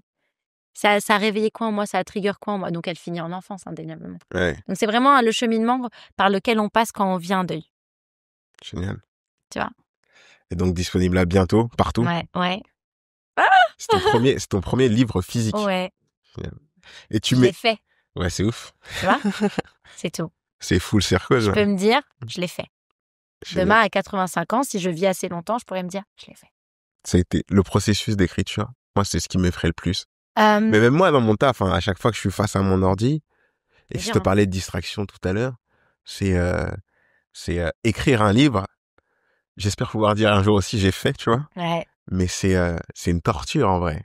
C'est une torture. Bah en fait, il y a un mec qui disait c'est écrire un livre, c'est juste mets-toi devant ton écran et saigne. Le mec dit clairement. C'est horrible des fois, mais j'ai des phases où au contraire ça vient très vite.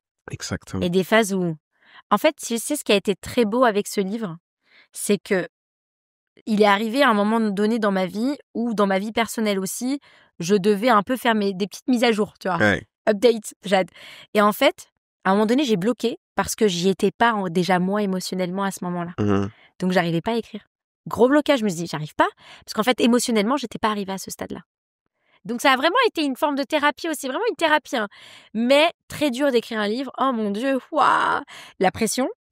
Les deadlines, même si franchement la maison d'édition avec qui je suis sont géniaux, ils me suivent à 100% et ils me laissent carte blanche, mais le fait de se dire c'est mes mots quoi. Ouais. Et tu vends tes mots aux gens, mais tes mots, lesquels mots là, on parle de quels mots? Bah ton livre quoi, c'est MOTS, tu vois, les gens achètent ce que tu dis toi, donc ils accordent de la valeur à ça, déjà c'est énorme, c'est waouh. Et écrire un livre ça rend fou hein. Je vous le dis, hein.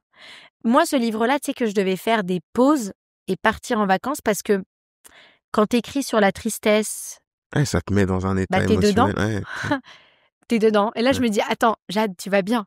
Tiens, genre, limite, je ressens des émotions. Je me dis, attends, qu'est-ce qui se passe là, les gars? Ouais. Tu vois, parce qu'en fait, tu rentres dedans, en fait. Mmh. Donc, ouais, ça dépend ce que t'écris.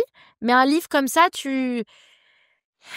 Voilà, j'avais des moments où j'avais besoin, ok, faut que je sorte, faut que je me change les idées parce que là, je suis dans un mood pas très bon. Mais c'est normal parce que tu te plonges à l'intérieur. Et donc, tu le revis et le cerveau fait pas la différence entre la réalité et la fiction, hein. Donc, lui, t'es à fond dans la colère, il est à fond dans la colère avec toi et Ouais. on est dans la colère, tu vois. Ah! Mais c'est très compliqué. Mais je suis contente. Je suis fière de moi. Voilà. Ce qui n'a pas toujours été le cas dans ma vie. Donc, je suis très contente. Je suis contente d'avoir été au bout. Je l'ai fait. Je l'ai fait. T'as tout compris. C'est mon mindset. C'est ça qui me drive dans la vie. Je l'ai fait. Ça vend, ça se vend pas. Je l'ai fait. Je l'ai fait. Je préférais que les gens l'apprécient quand même et qu'ils disent C'est pas que mieux, c'est de la merde, c'est quand même mieux. Mais on peut pas plaire à tout le monde et je me suis pas encore posé la question de les critiques, Jade. Parce que moi, j'ai pas de mal avec les critiques constructives, mais je me dis par exemple si on dit oh tout ça pour ça, oh mon cœur, ça me ferait trop mal. Mais en réalité non, chacun. Les lis pas les commentaires. Les commentaires et tout. Je dis ça. Moi au début, j'arrive au début de ma carrière entre guillemets, je lisais quasiment pas les commentaires et je m'en foutais. Et maintenant, des fois, de temps en temps, je me retrouve dessus et en vrai, ça te pique très vite, les commentaires. Mais l'idéal serait parce que franchement, de regarder que les bons commentaires, en fait. Et surtout que 99% des commentaires sont bons en règle générale. C'est vrai. On va se focaliser sur celui toujours. Qui relou. Mais, j'essaie, en fait, il faut être confortable avec le sentiment d'inconfort. Donc, ok, il aime pas. Il a le droit. Next, il aime pas. Mais pourquoi il vient sur ma page pour mettre un commentaire? Pourquoi? Parce que c'est facile. Ah oui, je sais que c'est facile. Mais moi, tu sais, toutes les altercations sur les réseaux sociaux que j'ai eues avec des personnes qui n'étaient pas forcément très sympas, je me suis jamais énervée. Et ce que j'admire, c'est que ça a toujours été des personnes qui, au final, m'ont dit désolé. Ouais. Ça avait rien à voir avec toi. Phase compliquée, c'est pas grave, c'est cool. Tu vois, je trouve ça tellement beau. Ouais, c'est lourd ça. Tellement beau parce qu'en réalité, personne n'est méchant. Ouais. Et juste des personnes qui ont géré plus difficilement des choses que d'autres. Moi, je réponds souvent avec bienveillance et genre amour, genre vraiment. Genre, Love to love. Genre, mais vraiment, mais exprès, genre. Pour, tu me balances de la haine, tiens, prends de l'amour et... Ouais. Et après, laisse-moi tranquille, tu vois ce que je veux dire. Et souvent, les gens, ils te répondent... Gentiment. Ouais, je suis désolé. Ou des fois, t'as l'impression, tu lis, ça m'est souvent arrivé, tu lis un commentaire, toi, tu l'interprètes d'une certaine manière, t'as l'impression que la personne a été... Enfin, de toute manière, tu l'interprètes même pas, tu le lis et c'est méchant, de toute manière. Et je réponds à la personne, et quand la personne voit une réponse, voit que j'ai pris le temps de répondre, la personne redescend très vite et me raconte en fait la réalité de son message. En fait, ce que je disais là, c'était juste pour ça. Non, t'inquiète pas. Et finalement, tu te rends compte que c'est une personne qui te suit, qui a juste décidé aujourd'hui de te mettre un sale commentaire. Mais quand elle voit que tu prends le temps de lui répondre... Se dissocier émotionnellement des gens, ça change ta vie. T'arrêtes de tout prendre personnellement, t'arrêtes, tu vois. Oui, vous m'avez dépassé. Pardon. Exactement. Tu peux dire, je vous ai pas dépassé, moi, je vous ai pas vu en même temps. Ça va, vous énervez pas? Non. L'effet, c'est quoi? Je t'ai dépassé. Pardon. Et dans cette situation où la personne est énervée et que tu lui envoies un sentiment contraire, ça le déstabilise de malade. Parce que tu le renvoies à sa responsabilité. Écoute, merci d'être venu jusqu'à moi, Jade. Avec grand plaisir. Super belle discussion. Et ça m'étonne pas. Je savais qu'on allait avoir une discussion de qualité avec toi. T'es la bienvenue quand tu veux. Ça me fait très plaisir.